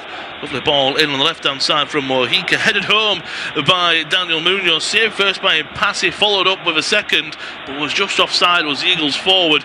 Congo have defended well. Diaz had a few chances, James had a strike outside the area, but half-time it is 0-0. Half-time in Guadalajara, and it is Colombia 0, DR Congo 0 in Group K action. Colombia though have been the better side, so many chances. They did have the ball in the back of the net on the stroke of the 8th minute mark. Lovely ball in on the left-hand side from Mojica, headed home by Daniel Munoz, saved first by Passy, followed up with a second, but was just offside, was the Eagles forward. Congo have defended well. Diaz had a few chances, James had a strike outside the area, but half-time it is 0-0. Half-time in Guadalajara, and it is Colombia 0, DR Congo 0 in Group K action. Colombia though have been the better side, so many chances. They did have the ball in the back of the net on the stroke of the 8th minute mark. Lovely ball in on the left-hand side from Mojica, headed home by Daniel Munoz, saved first by Passy, followed up with a second, but was just offside, was the Eagles forward. Congo have defended well. Diaz had a few chances, James had a strike outside the area, but half-time it is 0-0. Half-time in Guadalajara, and it is Colombia 0, DR Congo 0 in Group K action. Colombia though have been the better side, so many chances. They did have the ball in the back of the net on the stroke of the 8th minute mark. Lovely ball in on the left-hand side from Mojica, headed home by Daniel Munoz, saved first by Passy, followed up with a second, but was just offside, was the Eagles forward. Congo have defended well. Diaz had a few chances, James had a strike outside the area, but half-time it is 0-0. Half-time in Guadalajara, and it is Colombia 0, DR Congo 0 in Group K action. Colombia though have been the better side, so many chances. They did have the ball in the back of the net on the stroke of the 8th minute mark. Lovely ball in on the left-hand side from Mojica, headed home by Daniel Munoz, saved first by Passy, followed up with a second, but was just offside, was the Eagles forward. Congo have defended well. Diaz had a few chances, James had a strike outside the area, but half-time it is 0-0. Half-time in Guadalajara, and it is Colombia 0, DR Congo 0 in Group K action. Colombia though have been the better side, so many chances. They did have the ball in the back of the net on the stroke of the 8th minute mark. Lovely ball in on the left-hand side from Mojica, headed home by Daniel Munoz, saved first by Passy, followed up with a second, but was just offside, was the Eagles forward. Congo have defended well. Diaz had a few chances, James had a strike outside the area, but half-time it is 0-0. Half-time in Guadalajara, and it is Colombia 0, DR Congo 0 in Group K action. Colombia though have been the better side, so many chances. They did have the ball in the back of the net on the stroke of the 8th minute mark. Lovely ball in on the left-hand side from Mojica, headed home by Daniel Munoz, saved first by Passy, followed up with a second, but was just offside, was the Eagles forward. Congo have defended well. Diaz had a few chances, James had a strike outside the area, but half-time it is 0-0. Half-time in Guadalajara, and it is Colombia 0, DR Congo 0 in Group K action. Colombia though have been the better side, so many chances. They did have the ball in the back of the net on the stroke of the 8th minute mark. Lovely ball in on the left-hand side from Mojica, headed home by Daniel Munoz, saved first by Passy, followed up with a second, but was just offside, was the Eagles forward. Congo have defended well. Diaz had a few chances, James had a strike outside the area, but half-time it is 0-0. Half-time in Guadalajara, and it is Colombia 0, DR Congo 0 in Group K action. Colombia though have been the better side, so many chances. They did have the ball in the back of the net on the stroke of the 8th minute mark. Lovely ball in on the left-hand side from Mojica, headed home by Daniel Munoz, saved first by Passy, followed up with a second, but was just offside, was the Eagles forward. Congo have defended well. Diaz had a few chances, James had a strike outside the area, but half-time it is 0-0. Half-time in Guadalajara, and it is Colombia 0.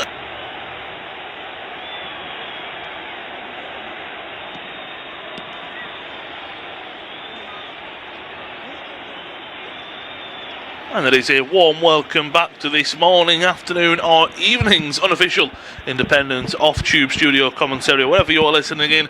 A warm welcome. It is Colombia up against the DR Congo in a Group K action. It's currently goalless between the two sides. Colombia looking to win 2 out of 2 and confirm qualification into the knockout rounds, whereas Congo looking for the first 3 points following that draw against Portugal in the opening game.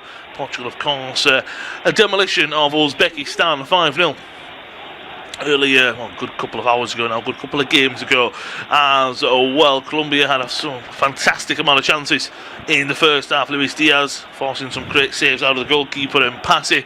James Rodriguez Puerta testing him from range. They did have a ball in the back of the net, did Nestor Lorenzo's side, but it was given for offside. Lovely ball in from Mojica on the left hand side, swung in, great header from Daniel Munoz, forced a great save out of the goalie, but he put it right up into the air. Munoz followed in his own header, put it in the back of the net just by hook or crook. It was in the back of the net, but offside from the original cross in. Means we are goalless coming into the second 45. There has been a change for Congo. Off goes Macau, number 6, and Noah Siddiqui coming on in place of him. Ball forward for Colombia. Big tackle coming in there on Rodriguez, but winning the ball, says the referee. Good start to this second half. It was an explosive first 20 minutes, I do have to say. It did calm down after the hydration break, but the first 20 minutes of the first half were exceptional, and Colombia hoping they haven't maybe missed their opportunity to take all 3 points by those that missed chances. It's myself, Lewis, we're after it. I'm joined by James Smedley, take through all the action this morning for us at Lee's Ball over the top here, looking for Suarez, too much on it, into the arms of Mpassi. And into the second half, how would you see it going? Siddiqui coming on, I think that's a bit of a statement of a substitution coming on. He's a great player, as we all know. How would you see the second half going? Colombia, it's not must win, it's more must not lose for Colombia. They have those chances and they've got to get rolling again, if you will. Well, I think we've been sold a bit of a dream here in that first half. I still believe there are going to be goals in this game. I can see both teams scoring. I think the DRC look dangerous when they come forward on the counter. I think Colombia have built some really nice passages of play. We've just not quite seen the final product, I don't think, from either side, either in this tournament or in this game. Colombia, they have the piece of the jigsaw. We saw them, of course, in that demolition of Uzbekistan that I'm sure you've mentioned. They were excellent in that game. It was very fluid, and they've just not quite built on that yet. You know, they have the chances. Munoz with the biggest of the lot. Luis Diaz as well with a fantastic one on the near post that he should have taken. If those two go in, it's 2-0, and you're saying, yeah, these look like a decent outfit. At the moment, as I say, they have the piece of the puzzle, just not quite connected it yet. As for the DRC, quality players in every area of the park, as I mentioned at the start of the game, they just need to find them a little bit more often. They do. Bakumbu had that almost, I want to say it's a near chance, it's a half chance. That lovely ball in from on the left-hand side, Masuaku, and he just missed the head of the Betis forward. Ball forward looking for him, easily dealt with by Vargas, and Colombia do get back on the ball. As James would say, maybe an underdog coming in, but you do look at the teams that Congo do put out. It's so many great players, so many players you'll know names of, and the quality that they do hold. Colombia are coming forward though, right hand side. James pokes it forward for Arias, out to the right hand side to Munoz, getting him more involved, swings the ball into the box, and it will be a corner. 5th of the game, 3rd for Colombia, and they've got to take advantage. They've got some big players in there, as in Davinson Sanchez and Lucchini, Lerma to boot. It's going to be a good delivery though. It does, they've got to get it on the money. We've not seen many quality deliveries from set pieces in this World Cup so far, certainly not in this game, nor the one before that we covered as well. But I mean, they've got a specialist dead ball player as well in James Rodriguez, and his ball goes all the way through and somehow doesn't get a touch for yellow shirt. Well, that was a good delivery, wasn't it? But as you rightfully said, it's through everyone. Back to James on the right hand side. Ball finds Luis Diaz in the middle, goes for a strike, it's saved. Rebound, Arias goes for a strike, and he puts his strike wide of the goal. What an opportunity that was. Double chance for Colombia, very similar to the first half, coming flying out of the traps. First a corner, went for everyone. It was unfortunate that it was just over the head of Mbemba, the skipper for Congo, and it fell for Diaz. It's a great save off the left leg. It's just outstretched from Mpassi, and it falls for Arias. I'm not saying it's the easiest chance in the world, but he puts it wide. He should at least be getting that on target, and if it is, most likely 1-0 Colombia. Yeah, the follow-up, a massive chance, probably bigger than the Diaz shot. That's the 7th save now for Mpassi and Zhao. I mean, we've seen lots of heroic goalkeeping performances in 0-0 draws. We may well be set for another one, because he's been in fine form. The Le Havre goalkeeper, just 31, which is fairly young for a goalkeeper, at least for a smaller nation in a major competition like the DRC. Usually when it's a minnow, not a minnow nation, but an underdog nation, they usually have a much more experienced, we shall say, goalkeeper between the sticks. But yeah, Mpazzi Nzao having the go of his life at the moment, and he's kept his side in the game. Right place, right time. Great goalkeeping, just knowing where you are almost. It's an outstretched left leg, but obviously it's intentional. Poor play there in the middle of Kayembe getting in the way of his own teammate, and Colombia come away with the ball. This might be where they can use that pace in behind. Ball over the top. Suarez, Tuanzebe, it's great play from him because he knows he's losing the battle of pace. He just gets himself in way of the Sporting forward, and then it's just a little grab of the shoulder, and it's one of them. It's that soft kind of foul, but you know it's always coming. Very silly and frustrating from Suarez. Yeah, it is. He's just desperate to get ahead of his man there in Tuanzebe, who does, as you say, really well. Just uses his body, checks one way then the other, gets in front of his man, waits for contact, goes down. The two players end up in a heap. The free kick going the way of the Democratic Republic of Congo. They've defended well on the whole of the DRC, but the chances Colombia have had have been fine ones. They've just not been taken. Also, just looking back at, I'm not saying everyone's a fan of XG, but Luis Diaz's chance a few moments ago down was 0.08. I thought it was a much bigger chance than that.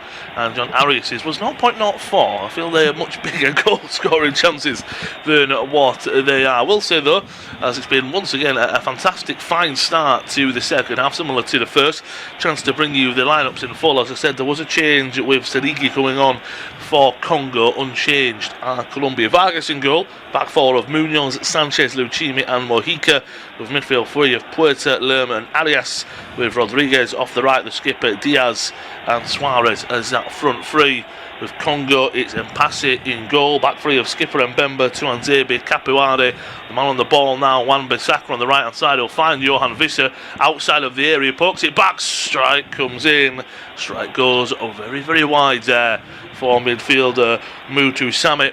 And he's just always leaning back. It was a lovely counter-attacking piece of play that was started by Wan-Bissaka. But the strike goes well wide and into the Guadalajara Stadium stands. Masuaku is on the left-hand side as wing-backs. That man, Mutasame, alongside Kayembe, and now Sadiki is a midfield three. And it's Visser off of Bakumbu.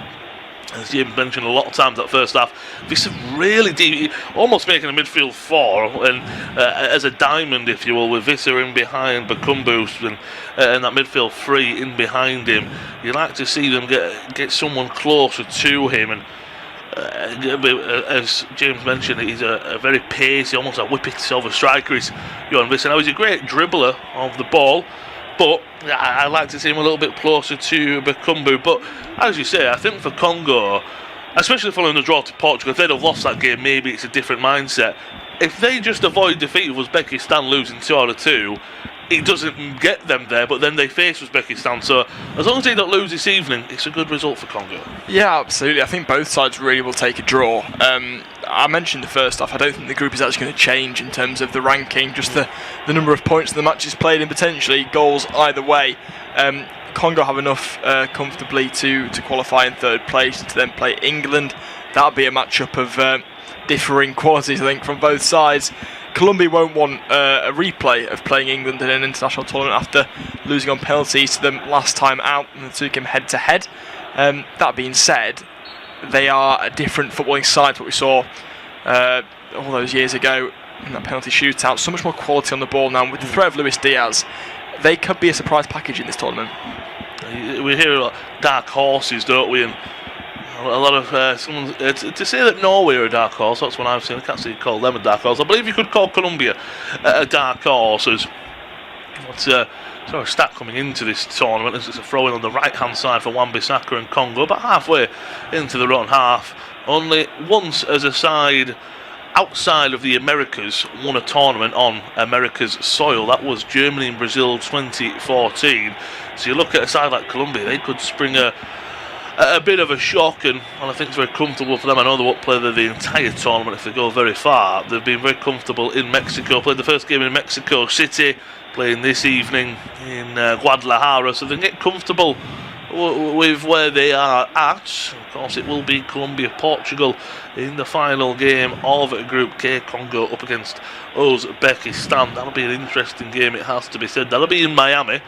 So that'll be an interesting game between the two sides. Of course, another game taking place in Miami for us later today. Of course, Scotland against Brazil. Myself and James will be covering that game. That'll be a mouth-watering one to see if the Scots will be going any further in this World Cup. Ball forward, dealt with by Lucchini. Bit of head tennis in the middle. Visser turns his man nicely, but Kumbu tries to play it down the line. He's not coming together. No, they will give it as a foul, and that will be the first yellow card of the game as well.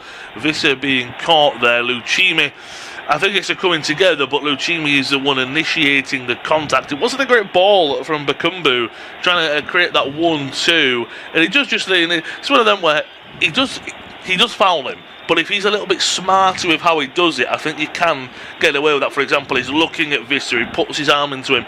If he just looks at the ball and goes into him, you could play it off that it wasn't coming together. But first yellow card of the game. Yeah, first booking of the game there. We've seen far fewer, average cards in matches. Of course, more red cards than the previous two tournaments combined in terms of World Cups. But a change now for Congo, and that's interesting. They're bringing off Bakambu. The number 17, I think it's not Banza coming on in his place. It's a big change to be making. It is. It's Simon Banza. Of course, I spent a lot of time in the Turkish league, in the Portuguese league as well. 37 goals in 90 appearances for Braga. And now playing in the Saudi league, he's got 9 in 21. He's certainly still in good goal scoring form wherever he goes, and a real aerial threat as well as Colombia makes some changes of their own. Looks like a double change with Suarez and James Rodriguez will be leaving the field of play. Cordoba will be coming on. I'm just waiting for full confirmation of the second substitute. So a little bit more attacking, you would have to say as well, in terms of at least getting maybe more strikers onto the field of play. James, of course, has had fitness worries, so never really going to see out of 90 minutes. Quintero will be coming on for him. So it's Quintero and Cordoba on James Rodriguez, and Luis Suarez will be leaving the field of play. Cordoba, the now 33-year-old forward. Quintero, of course, 33 years of age as well. From this free kick, it's right into the back six. Too much on it. It's always stretching for it was Capaldi, and out of play it goes. Has to be said though, he's played so many teams for Colombia. It's his 50th appearance, and he does have the armband on. And we're just going to watch that replay back for Diaz. And then it falls for Arias. Awkwardly, as I say, he gets over and slides there. I'm not saying they should score, but I do believe he should get that one on target. And sometimes when those chances don't go in, the Diaz chance gets saved, as you say, and Passe, 7 changes. I want to say that goes level with the Cape Verde keeper in the Spain game. I'm sure he made 7 saves as well. So he could break that record, if you will, at this World Cup. When it's just certain things aren't going for you, you just feel this isn't our day, and maybe Congo could catch them. Cold ball forward and passing comes out great goalkeeper there, great reading of the play. That he just feels that could Congo sneak a 1-0 victory? Well, again, I still think there are goals in this game. We've played 2/3 of it, so perhaps I don't have much evidence to base that claim on. But honestly, it is so open in the middle of the park. There aren't really midfield in this game. It's sort of 2 sets of attacking players in the middle of the park just going at it, and it's great watching 2 teams that do want to score goals, despite I think both really would be content with a draw. There would be. It wouldn't be the worst thing in the world for either side. And I agree with you. I don't think that Uzbekistan they would need a miracle to stay in this competition. It stays in the hands of Congo. Now here come Colombia. Left hand side, Luis Diaz. You feel that now with James off the field of play, he is undoubtedly the main man. Is the Bayern Munich winger. 2 and back to Sanchez. Approaching the hour mark. It is Colombia 0, DR Congo 0. Unofficial independent off-tube studio commentary of all the action as here come Colombia playing some good stuff. Out to Munoz. Too much on it. Pass from Quintero there. And that just screams to me a player who has just come on the field of play. First few touches, first real pass. It's off the boil, but you can see what they're trying to do, as I say, Quintero. 50th appearance for Colombia today for the diminutive midfielder. He's brought some experience on. You do look at the rest of the benches. Some options you already spoke about it. I think Juan Hernandez, he came on against Uzbekistan. He was excellent, brings a lot of energy. That might be a Suarez replacement to keep it the same. But Quintero, that was a pass of a player who's still finding his way in the game. Yeah, absolutely. I think both all the substitutes that have come on just need a few moments to get up to speed with the game. Banza yet to touch the ball up top. He came on 2 minutes ago. And then, you're right, Quintero just not quite up to speed. But I'm sure he will get there. Players of quality again still coming on. Of course, that dead ball specialist now in James Rodriguez being replaced. That could potentially alter how Colombia approach things with set pieces. Got a lot of height though, Cordoba, an imposing figure. He really is. A 33-year-old still has a stature of bringing him on will increase their opportunities from set pieces. It does have to be said. Well, John Arias back to the yellow-carded Lachimi, the only yellow-carded player so far is the Bologna man. Puerta, lovely touch and turn away from his man there. That's his second yellow card of the game, of the cynicality of that from Steve Capaldi, but the referee will not bring that back. Bit of frustration maybe, Puerta getting involved as he usually does. The Santander midfielder, only 22 years of age. Back to live broadcast. Diaz is in the area, tries to poke it forward for a teammate, but the Landon's flag has gone open. It's one of them, isn't it? When you're missing chances in the 15th minute, 20th minute, even in the first few 10-15 of the second half, you don't really get frustrated. You just go, he'll come for us, we'll get it. Now you're in the last half an hour, Congo will even sit further back to get the draw. Frustration could take over Colombia. They really have to make sure it doesn't, though. Yeah, you're right. Frustration could play a big factor in how this result ends. Colombia need to galvanise themselves, trying to push on and create more clear-cut opportunities. I mean, yes, the goalkeeper's had a good game, but he's not really been tested for a long while at the very least. I mean, a couple of good stops early on from shots from range, but in terms of efforts inside the area, it's only really the Luis Diaz one that went through his legs, and he was quite fortunate, if we're being brutally harsh, to get away with and keep out the back of the net. Colombia have had the chances, and I think the Democratic Republic of Congo have sort of trailed off in terms of their attacking output, but that's not to say they're not going to remain a threat for the rest of the game. No, that's I 100% agree with that. Ball forward to Sammy with the foul there. I believe it was on Cordoba, just both going up for a header, and goes through the back of the Colombian number 9, Davinson Sanchez, just inside his own half. Congo doing very well to keep Colombia at reach. So the two centre-backs on the ball, really wide the two full-backs. Diaz even further wide. It goes up to the left to Mojica. Into the feet of Quintero, back to Mexico, lovely 1-2. Can he find a ball into the box? He fizzes one in, the goalkeeper comes to claim it. He almost just paws it out for a corner, and there will be a set piece. You spoke about how James Rodriguez going off the field to lose that, but they have had in height with Cordoba. It's going to be a good delivery. Yeah, so a balance to be struck really then. You've taken off the player that produces really good set pieces, but you've added players that can get on the end of them. It just depends which one's going to give hit. I think that was good goalkeeping. I think it's an intervention that maybe not necessary, but has eased pressure on that ball towards the back stick. There were players lurking in the yellow, but a corner kick conceded as a result, and Colombia will take now. It will be Quintero to take, and he puts it right on the goalkeeper. He flaps at it, but it's a really good punch, I do have to say, from Impasi, only as far as Mojica though, and Colombia do keep a hold of the ball, so Congo still with defending to do, but we're looking at match momentum. I don't think there's always too much to look into that, but it does show that Colombia have been on top of the game here. You do have to say, and we spoke about the fans in attendance earlier. I'm not saying there's not from DR Congo. I can't tell you how many fans are in the stadium, but it is a sea of yellow, whatever we've seen it on our broadcast in the second half. Colombia going from right to left in the usual yellow, white and red. Congo left to right in the all blue. Ball on the right side, Quintero plays it forward, looking for Cordoba, stretching to get a touch on that. It's the last off the forward, yes it was. It's a goal kick. So that's the thing, for example, that's a ball that Suarez would have loved to get on the end of, whereas Cordoba, he's that big striker experience, as you say, wants to kind of hold it up, link it up. He's a different striker to Suarez. You're just waiting for it to click really for Colombia so far this evening. Yeah, still waiting for it to click. 65 minutes gone now, and they're almost regressing, I think, in the final third of Colombia now. Whether it's fatigue, I'm not sure, because they have been relentlessly attacking the DRC goal for the majority of this second half, but they're not really finding the same little pockets of space out wide as they were in the first half and the start of the second as well. I think whilst the DRC, as mentioned, haven't really had the same attacking output, they've also not quite had to defend as strenuously in the second half as well.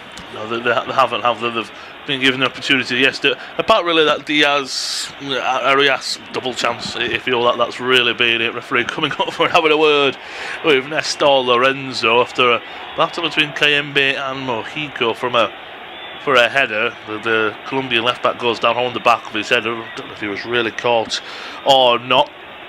Back underway though, Colombia. It's forced from right to left and goes all the way back from that right hand side to the left. Lucchimi to Mojica. That's a heavy touch, but gets away with it. And there's too many Congolese and player there. Alex Warren in the middle. Siddiqui. He's been very quiet since coming on. Ball played forward, looking for the run of Abanza.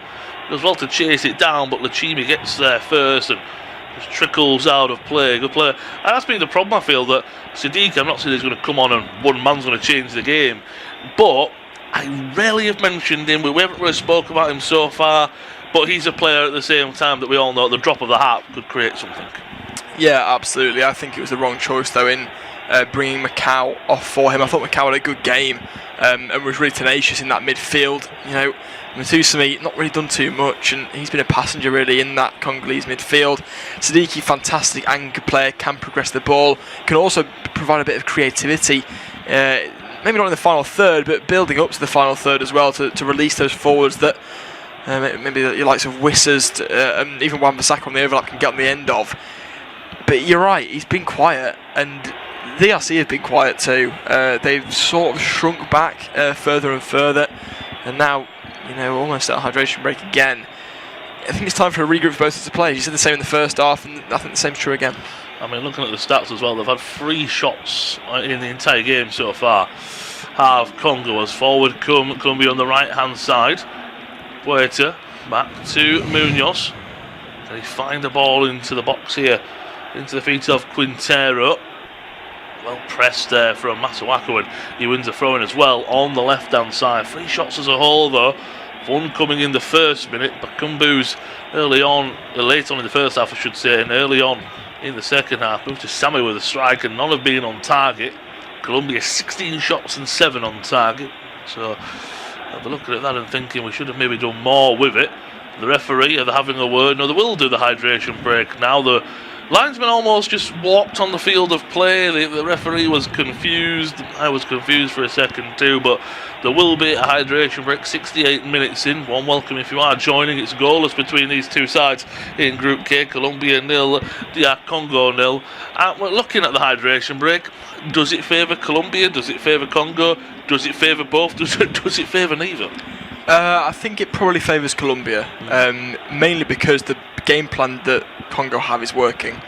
They're sitting deep, they're staying compact, they're not allowing Colombia to have that space in behind as they did early in the first half.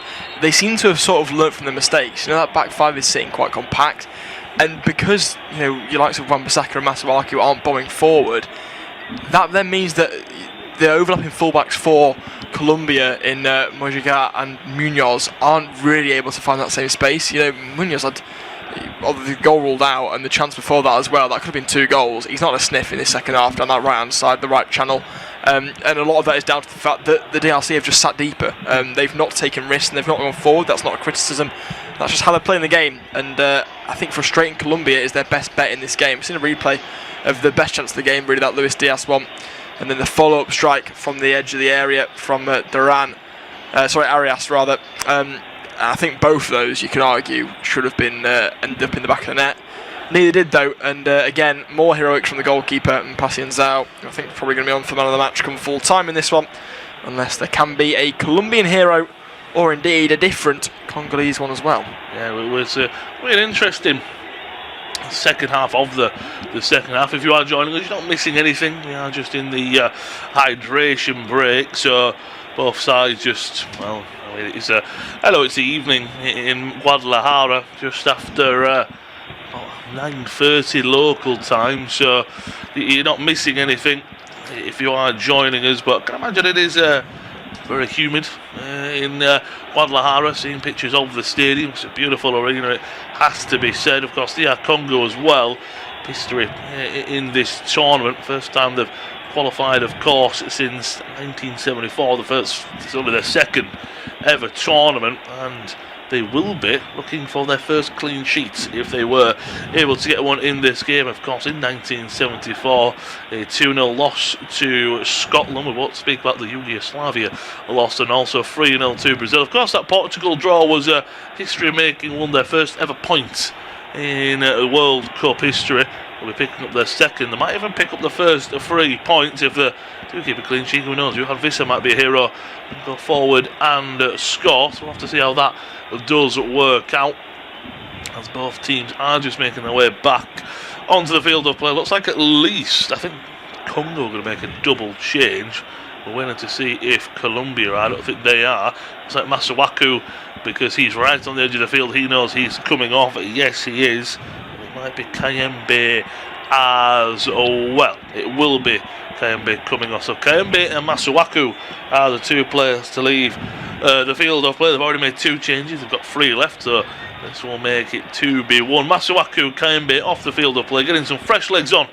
DR Congo, Piquel and Kayembe are on. So one Kayembe off, or the other Kayembe on to the field of play. So that's that double substitution for Congo. Colombia, they made a duo earlier with James and Suarez coming off, with Quintero and Cordoba coming on. And that double change for Congo gets fresh legs on that left-hand side, you'd like to think, as well. 72 minutes on the clock. It is Colombia 0, DRC 0. Unofficial, independent, off-tube studio commentary of this Group K clash in Guadalajara. 0-0 between the 2 sides. I'll pass you over to James to take us through to full-time, which hopefully will bring the goals that you promised earlier. Yeah, cheers, Lewis. And it is indeed still 0-0 between these 2 sides. Me and Lewis having a bit of rotten luck tonight. Just the 1 goal we've seen by way of Croatia, as they edged out Panama in Group L.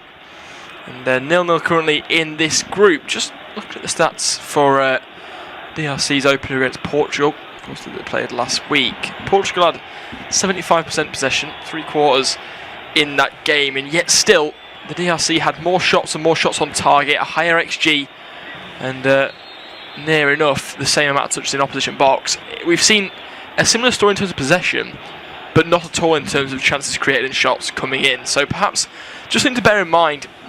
You know, I thought maybe a 1-1 draw would be the outcome of this game as Banza picks up the ball. This is a chance now for Congo. Shot comes in, well charged down. It'll be on a rebound though from the edge of the area. Dinged over to the edge of the box. Banza there with a header, comes across goal. Should have gone for goal himself. Is that a handball from Mojica? We'll have to wait and see as Luis Diaz now picks the ball. He will spread one over the top. Runners in behind, and well, the game suddenly leapt to life there. A shot coming in. I want to say it was Mutusame from the edge of the area on the left-hand side, but I'm not too sure.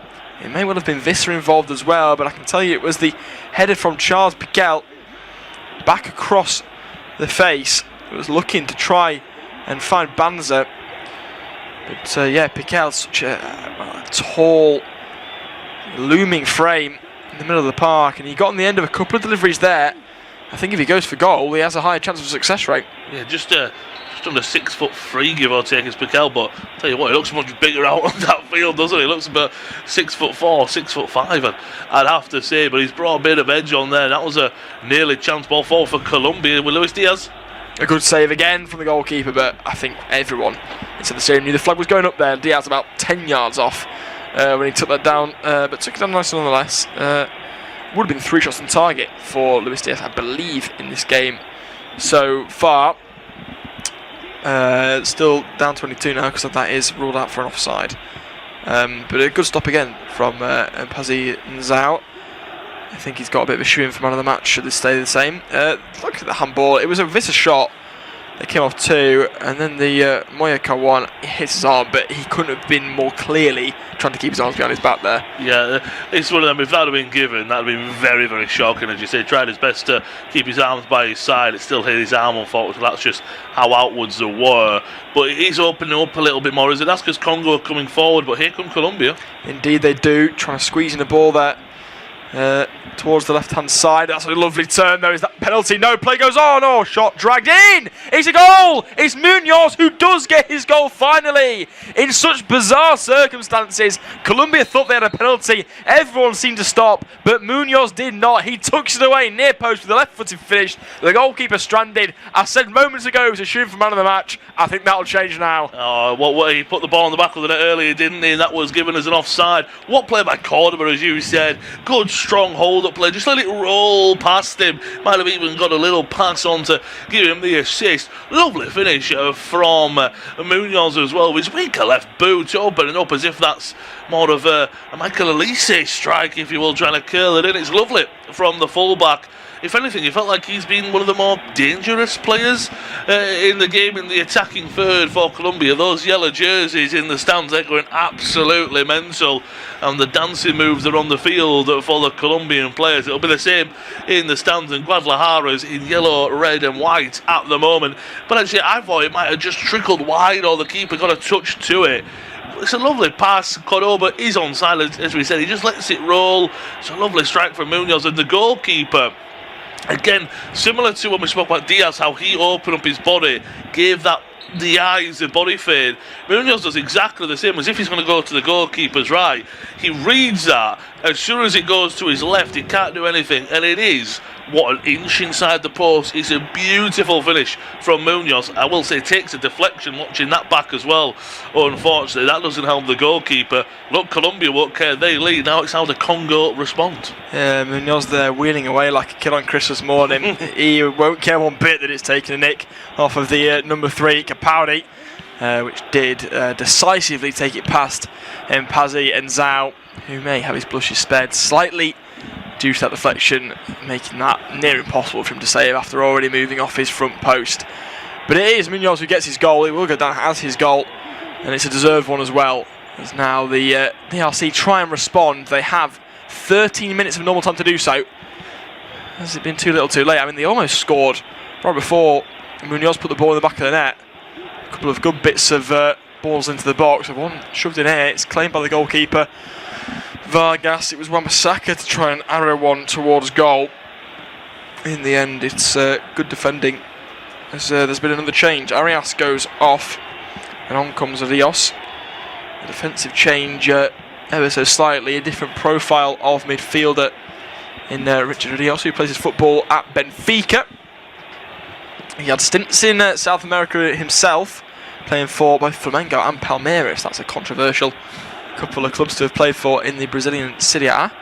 But now a ball over the top for Colombia, who would love to kill the game off, and they might well do so. It's Luis Diaz, digs the goalkeeper. Oh, fantastic. Will it stand, though? That's the question. Colombia thinks so. Diaz thinks so. The referee doesn't, and I think it's been chalked. But we'll have to have a look on the replay. It's Capaldi. I did think it looked a bit suspicious. The referee's going to have a look straight away. We'll see a replay of it here. I don't think this goal's going to stand, but there's not a lot in it, I have to say. Watching it back, we've seen it there. I mean, we were already back underway. I think personally that's very soft, and I think it's very unlucky. It's one of them. Does Diaz's, I think it's his left arm, touch the back of the defender? Yes. Is it enough to go down and force a foul? Not at all. It's a cool, calm finish from Diaz as well, isn't it? And one thing as well, we're watching it from a broadcast view. The linesman flag stayed down. I thought that would go up. It didn't. The referee just called it. That'd have been the game finished off. Look, Colombia want to do that, and I think Congo have really gotten away with one there. Yeah, they absolutely have. I'm with you on the replay. I'm sure that's not a foul. There's minimal contact in the back there of Capaldi, who had almost a nightmare couple of minutes there, having caused a deflection to go beyond his keeper, almost fell over. Well, he did fall over, and the goal should have stood, but his blush is spared momentarily by the referee, because Congo now coming forward as well. Mojica underneath it, though. That's a little bit of South American flair, drags it through the legs of Wan-Bissaka, but Wan-Bissaka wins the ball back off of the Colombian. Wan-Bissaka then dawdling on the ball, a couple of turnovers in quick succession, and now forward come Colombia. It's Jefferson Lerma driving forward. He's got an option to his left. He uses it. It's Luis Diaz. He's in again. Does it get away from him? He cuts inside. Can he get the finish away? Still going now. Yes, he does. That will stand. No, it won't. It's offside. Would you believe it? Luis Diaz has done everything he can to score a goal. I don't think he's realised the offside flag's gone up yet. Now he does. It's still 1-0. and I can hardly believe it either. I mean, it's one of them. Jefferson Lerner were driving forward. I think the pass was a little bit late, but I thought Diaz just kept his run. It's his right leg, isn't it? I think that's so unfortunate, because I think Lerma, he needs to play the ball earlier. The Diaz can't do much about it. It's a great finish though, isn't it? Right in the bottom corner. I mean, you always see players hit strikes with such power. That hit the back of the net and flew back out, didn't it? Well, you would say for Colombia, or well, I should say for Congo, if they were to go and score, Colombia will feel absolutely gutted, won't they? Because they've had the ball on the back of the net twice. The first one for Diaz, I agree with you, that should have counted. It's not a foul. That one, it is offside, but at the same time, Lerma should have avoided it by playing the ball a bit earlier. But if anything, Colombia have scored, and they've got the bit between the teeth to go and get a second instead, aren't they? So they're playing some really good stuff. And Diaz, he looks so hungry for a goal. He absolutely does. That's now 2 goals chalked off for Luis Diaz, whilst also having missed the 2 biggest chances of the game aside from the goal. Could have had 4 goals on a better day, but it's not been a better day for him. It could still be a great day for Colombia if they get this over the line, but they'll have to wait another extended period of time, because there's another change coming on. It's Mutusame coming off, and on comes the number 7. It's an attacking change, and Mbuku comes on. Nathaniel Mbuku on loan at Montpellier from Augsburg. He scored 4 goals in 32 for the French side. He's yet to feature for Augsburg since 2024, made just 3 appearances for the German side. He's had a few unsuccessful loan spells around Europe and began his career in France as well. Was actually capped several times for the French youth system in the past, but at 24 years of age, he's now looking to try and kick on in his career, and he's got quite a platform to do it if he can grab a goal to salvage a point for his nation. Plenty of options still on the bench for the DRC. However, they've used all 5 changes now. There's now forward come Colombia trying to kill off the game. One of their changes, Cordoba, trying to drive forward with the offside flag up again. I think the Lions might have a small vendetta against the Colombians, or at least that's what it will seem to them. Because that's another offside given the way of the DRC and against the Colombians. But it will mean very little if Congo can't come forward. They've got 7 minutes of normal time to do so. Oh, dearie me, what's going on there? That's an interesting one. I've never quite seen that before, actually. It was the midfielder Charles Piquel who got a little nibble in the back. Play was going on. Piquel then sprints towards, I'm not sure who it was. It might have been Puerta for Colombia. And it looks as though he's about to jump on top of him and it's going to get very violent. And then he decides, actually, I'm on the world stage in the World Cup. I'm going to maybe rein it in a little bit. Yeah, it was that almost realisation of it's not worth it, is it? Because I might get yellow card. It was that hotted moment of, why have you done that to me? I'm only going to make it worse if I react to this, because it's me reacting. The referee hasn't given it. As you say, it's a bit of a bite in the back. But Pickle, for me, what he's got to do there is, I think he does the right thing. Because I can imagine you just kicked me in the back for no reason. Realistically, I can imagine you're a little wound up at that, of course. So he does the right thing to just calm himself down the moment. What he's got to do is, when Puerta's got the ball, just give him a bit of a receipt, go give him a bit of a knock in the back, go, we're level now, but do it in the way that Puerta did, so you don't give away a foul. Here come Colombia. Indeed they do. A couple of exchanged passes. Now a ball over the top, intercepted there pretty nicely by Mbemba. It's picked up by the goal scorer, Munoz, then flicked over the top. That's a good ball for Munoz to chase there. Played in by Rios, but eventually it runs out of play. Just not enough grass for Munoz to run into.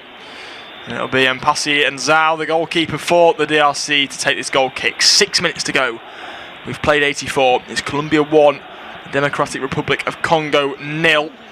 Daniel Munoz, having had a goal ruled out, a big chance missed in the first half, now does get his goal at the 3rd time of asking. And this one stands. The goal scored on the 76th minute mark. Nearly 10 minutes to go now. Colombia hungry for more though. Luis Diaz, who could have had 4 tonight on a better day. He's looking for a goal himself. Lays it off unselfishly, but it's cut out by Mbemba. Out for a throw-in to Colombia. Those Congolese supporters will be urging their players on now. 5 minutes to try and find an equaliser. And all but secure their status going into the next round, the round of 32 of the World Cup. They'll be playing England if they finish 3rd. Now Munoz again on the ball. What's he got? Again, it's played inside. Held up now by Lerma. Over it goes towards the left. Inside it goes now to Puerta. His shot is over the bar. And a corner given. It's taken a deflection from Piquel, and gone over the top. It'll be a corner from the left-hand side. Puerta's been everywhere today for Colombia. You said it in the first half. It was the Racing Santander midfielder. Just 22, but again, plays with a lot of maturity. Was on loan at Hull City in the 24-25 season. Was permanently at Bayer Leverkusen, then to Santander since the start of last season. 3-33 for him in the league. And he certainly looks a good player in that midfield for Colombia. Tenacious is the word I would use. Corner kick now to be taken. It's an out-swinging ball towards the back post. Heads go up, but no one meets it. Back now to that man again, Puerta. His shot is good. It's panned down. Can they find a conversion? Colombia inside the area. Is that a handball from Wan-Bissaka? The referee waves it away. Or has he? No, a free kick given against Colombia, the way of the goalkeeper, I believe. I thought for a second he was pointing to the penalty spot while being stood on the penalty spot. A confusing moment there for all players involved as well. See a replay of it. He's got a great view, the referee. As that shot comes in, it's an offside, I think, going against the number 9 Cordoba, the substitute. He was coming for a handball. The referee teases him, blows the whistle, points, but then gives the free kick against him. It's the 8th offside for Colombia. They're really racking up. You spoke about it earlier, but you're right, because he points, because he's on the spot, as you say. He points, and you go, well, you just see that. You think that's penalty, isn't it? He's pointing to the spot. He's pointing to where the 6-yard box where the free kick's to be taken. So when we're just trying to look at it, and we don't hear the whistle or anything like that, it's independent off-tube studio commentary. So we're just looking at what he's doing. He points to it. You think, oh, penalty. And I think Cordoba thought that as well, because he almost went, thank you, referee, and then, what do you mean? So, mixed signals there from the ref. Thrown to come for the Democratic Republic of Congo. It's going to be a long one from Wan-Bissaka. He's held that a long time longer than 5 seconds. I'll tell you that for free. Throw-in comes in. It is a long one. Up there is Piquel. It might fall for someone in blue. It does. Could this be an attempt? No. Yellow shirts quickly crowd out the danger. That's an interesting challenge there from Cordoba. Just runs into the DRC man. But eventually he's cycling away with the ball, so they're not going to mind. That's a late one from Piquel again. But Colombia play on as they try and chase the loose ball. Then he goes down. So Charles Piquel, he's been in the thick of things since coming on only about 20 minutes ago. Not even, 15 maybe. And he really has created something of a Congolese and Colombian infusion in terms of attitude and temperament inside that midfield. Yeah, that's, as you say, very South American stereotype, very fiery, feisty. That's exactly what Piquel is. You'd think he's more in a yellow jersey than a blue one, wouldn't you? He's added a bit of attacking emphasis, but you said this a good few minutes ago. Colombia pressing them really high. They're struggling to even get out of their own penalty area, or when they boot it long like they just have now. Colombia are dealing with it quite easily as the goalkeeper takes a bit of a risk there, comes away with the ball. But Congo, they need to just get the ball forward. They need to get into the Colombian penalty area with chances, because Colombia will be happy as long as they keep it in their own half. Just over 2 minutes left, I should say. They come forward, but here they have a chance. They do indeed. Snapshot comes in. It's the number 12, D2, but he can't beat the yellow wall in front of him. Almost a hive mentality from the side in yellow. And they are digging deep now. Just the one goal is a frail advantage. One they've had comfortably since going ahead, but now could be under threat as again the DRC try and almost scrum the ball forward. A free kick given their way. That one the way of Joris Kayembe, D2. Foul given away by Richard Rios. He's played just over 10 minutes since coming on in the 78th minute. So it'll now be an opportunity for Sadiki, who's been very quiet since coming out half time. From this dead ball, this will be a moment. If he can get this delivery right, 30 seconds to play, the normal time left to go. There will be, I imagine, a fair bit of added time. We've had a couple of stoppages in this game. Sadiki, everyone inside Colombia's half now. Almost everyone in blue lining up, Bath 2. They're going to change the take of the free kick as well. That's interesting. From Sadiki and from the DRC's point of view. It's going to be, instead, Buku to take it. Now, I thought Sadiki was on dead balls for Sunderland, but I may be wrong. Ball to the back post. Can the headers get there? No, it's Siddiqui who hoists it back into the area. Could be onside here. Chance to the back post. Might fall for Siddiqui again. No, Pickle gets there. Is Ibram taken down? He thinks so. He's rolling away in agony, or supposedly. The ball now breaking for the far side. Ball could across. Can anyone get there? Oh, it's over the heads of a couple. And eventually it's brought forward. Cordoba to do so, but great tenacity shown by Dieter to win it back. Rifle strike, great save there. Vargas called into action at the death. We've elapsed the 90 minutes, that's a big chance. That was a massive chance. You're right there, Congo really putting the pressure on to Colombia now, and that was one that had to be saved. Really good palm away as well. 6 minutes of stoppage time. That's enough time for Congo to try and get an equaliser. It is indeed. A corner kick as well to come. Maybe they can use some of those big players that they've got now in the box. This is still on the pitch. I mean, I forgot about that, if I'm honest. But he's still there. As it is, though, the tall threat of Piquel and Banza, the 23 and 18, respectively. As again, I think we're seeing this physicality spill over. Surprising, really, that we haven't had that many cards, just the one, the way of Colombia. Again, there's a lot of leniency shown in this World Cup in terms of yellow cards. Not so much red, but definitely yellow cards. Corner kick to be taken any minute now. I'm pretty sure the refs are going to stop it again because they're still pushing and shoving. Yeah, they have. I called it. There you go. Again, just players kicking off all over the shop. But it's only wasting the time of the Congolese. It is, and I think this is Colombia again, just trying to get in. It was Lucchini once again on the deck, but as you said, there's pushing and shoving here, there, everywhere. I mean, that one, to be fair, he does throw himself to the ground, but he does get pushed by Capaldi, is the number 3. And I think Colombia are just saying to the referee, that's a bit too physical. I mean, he did throw himself to the floor. Maybe third time's the charm. Here comes the corner. Corner kick coming, front post, flicked on. Oh, it's a chance. It was Piquel. Is that going to be another corner? It is. It was a good delivery, in fact. And I thought that Piquel had got a right boot on it towards the near post, and it was going to nestle into that bottom corner. But it's a vital deflection off someone in yellow. There are so many in the area, it's hard to tell. Oh, my word. Another player goes down. It's I think that Rios, it is, takes a tumble. I wouldn't be surprised if the DRC do score and it's ruled out for a free kick for Colombia. The corner comes in, heads go up, it's glanced. Oh, it's a good save from Vargas. The sting just taken out of the shot. The header coming in from the edge of the area. It was the number 22, Mbemba, the captain, but just didn't have the pace on it. It takes a deflection actually off Rios that actually was steering it on target. He just misses the header a little bit, doesn't he? Doesn't get the connection he wants, and as you say, it takes a deflection as it goes through. That was a big chance for Congo. Now Colombia are the side just trying to tick the seconds away. Well, we finally get our second yellow card. It took a while. As I will say, the goalkeeper has the ball nearly halfway into his own half, so I don't know if the referee's given a free kick. I'm not too sure. I don't know if time was wasted. I'm not too sure. I do believe Vargas, he had the yellow card out, didn't he? So I don't know if it's Vargas or Banza. Well, we're waiting for confirmation.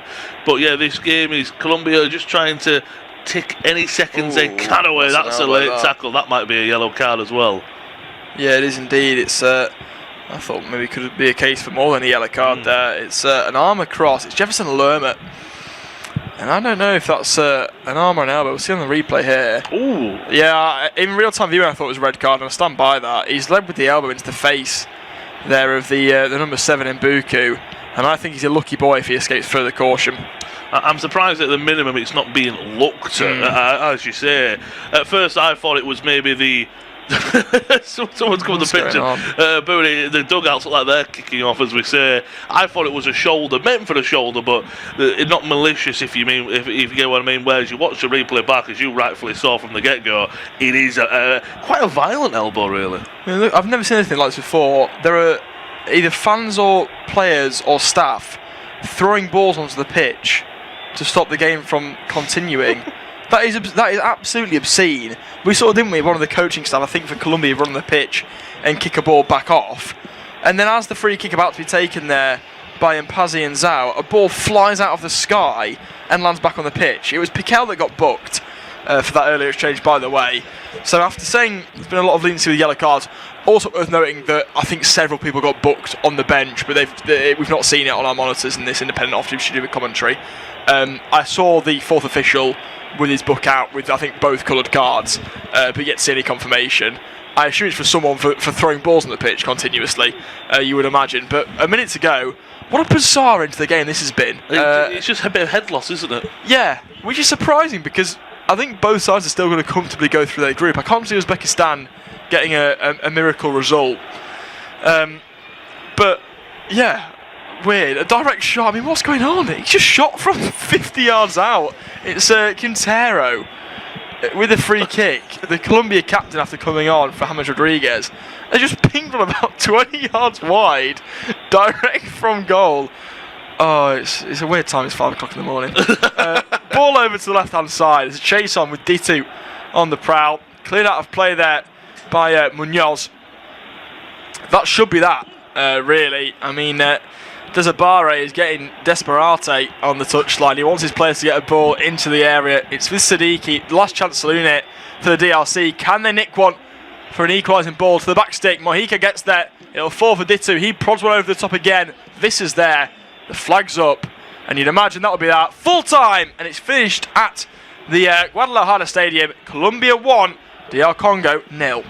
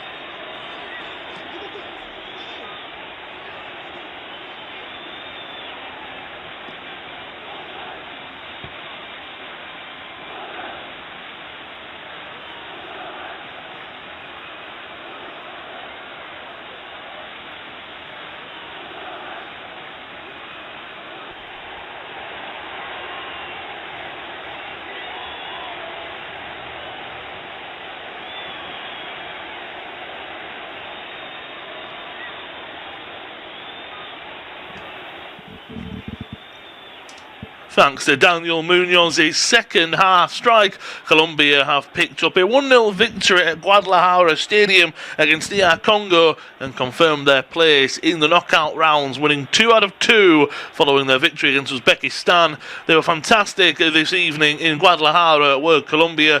Fantastic though, Mpassi, 8 massive saves. It was a strike just inside the penalty area from Munoz, took a wicked deflection past the keeper as Colombia advanced to the knockouts.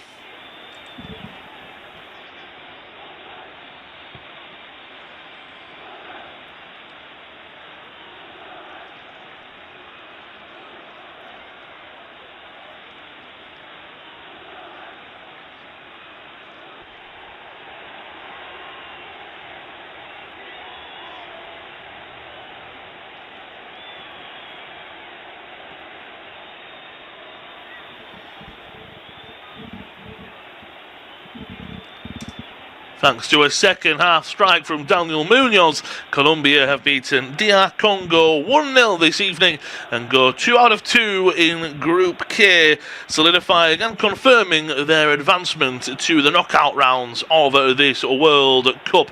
A win over Uzbekistan followed by this means 6 points out of 6, puts them top of Group K with Portugal to come in the final game. But confirmation that they will be in the knockout round regardless of that result against Ronaldo and co.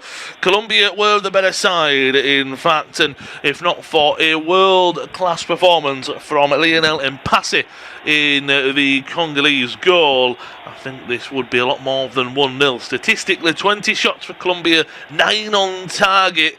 Only 1 shot on target for Congo. That was well outside the area from Mbuku in stoppage time of the second half. 8 shots, 1 on target. They need to be better in their last game against Uzbekistan. But Lionel Mpassi, the 31-year-old goalkeeper, reference Le Havre in the second tier of French football. 8 massive saves for the goalkeeper.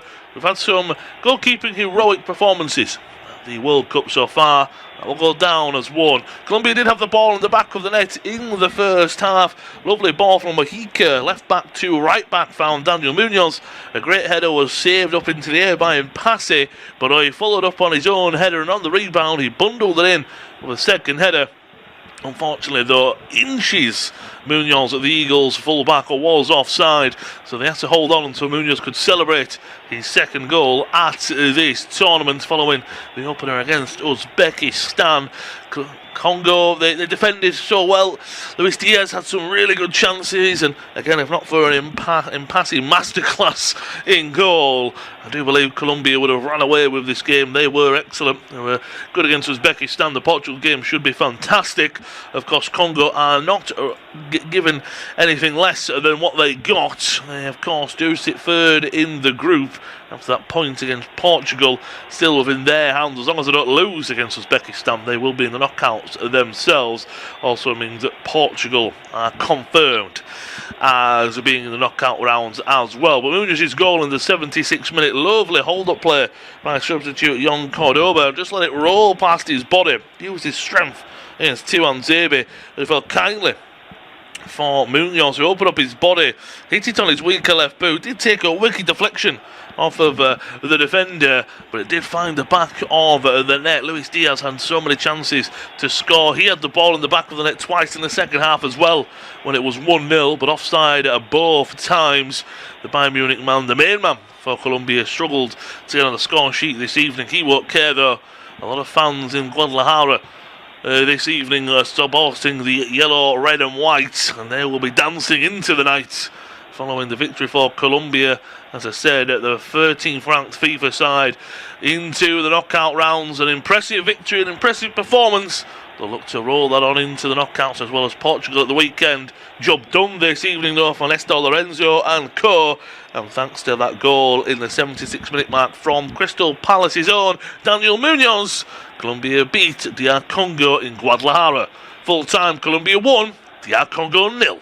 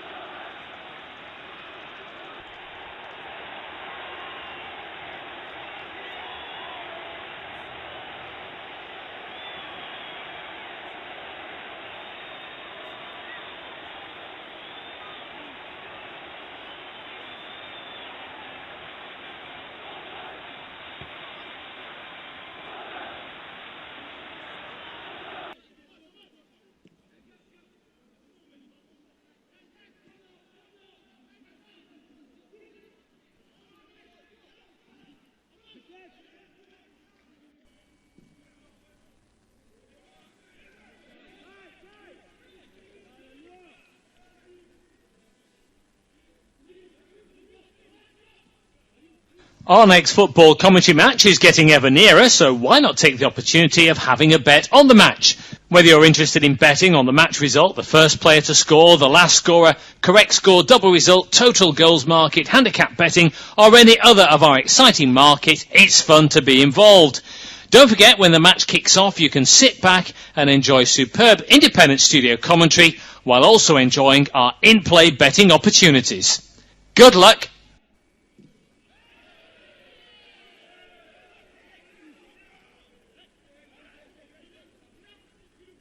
Our next football commentary match is getting ever nearer, so why not take the opportunity of having a bet on the match? Whether you're interested in betting on the match result, the first player to score, the last scorer, correct score, double result, total goals market, handicap betting, or any other of our exciting market, it's fun to be involved. Don't forget, when the match kicks off, you can sit back and enjoy superb independent studio commentary while also enjoying our in-play betting opportunities. Good luck!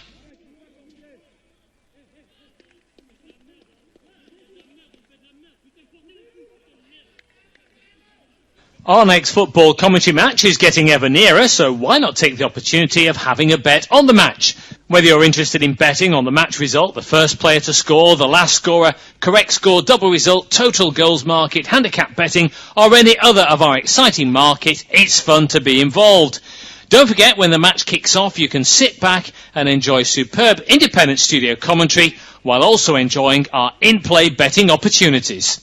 Good luck!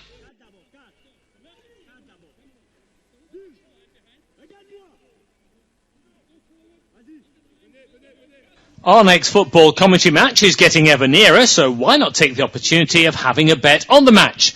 Whether you're interested in betting on the match result, the first player to score, the last scorer, correct score, double result, total goals market, handicap betting, or any other of our exciting market, it's fun to be involved. Don't forget, when the match kicks off, you can sit back and enjoy superb independent studio commentary while also enjoying our in-play betting opportunities. Good luck!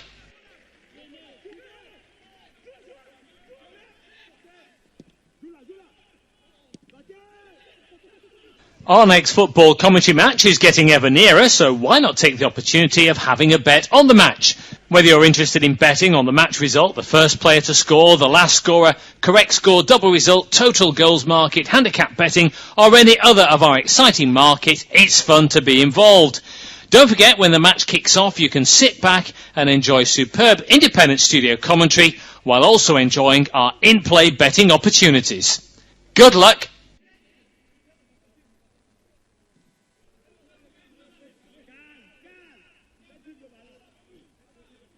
Our next football commentary match is getting ever nearer, so why not take the opportunity of having a bet on the match?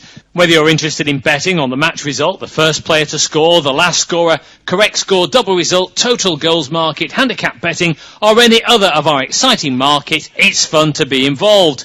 Don't forget, when the match kicks off, you can sit back and enjoy superb independent studio commentary while also enjoying our in-play betting opportunities. Good luck!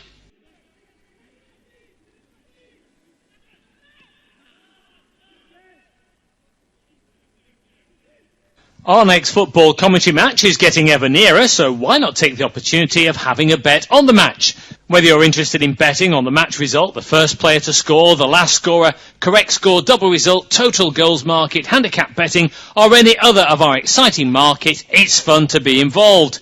Don't forget, when the match kicks off, you can sit back and enjoy superb independent studio commentary while also enjoying our in-play betting opportunities. Good luck!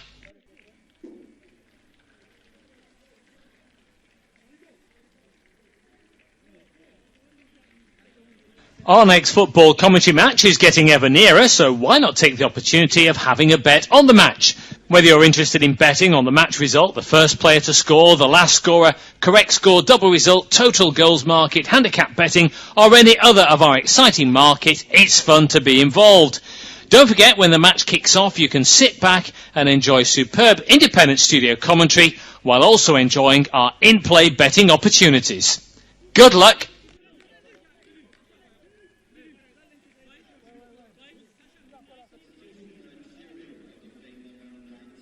Our next football commentary match is getting ever nearer, so why not take the opportunity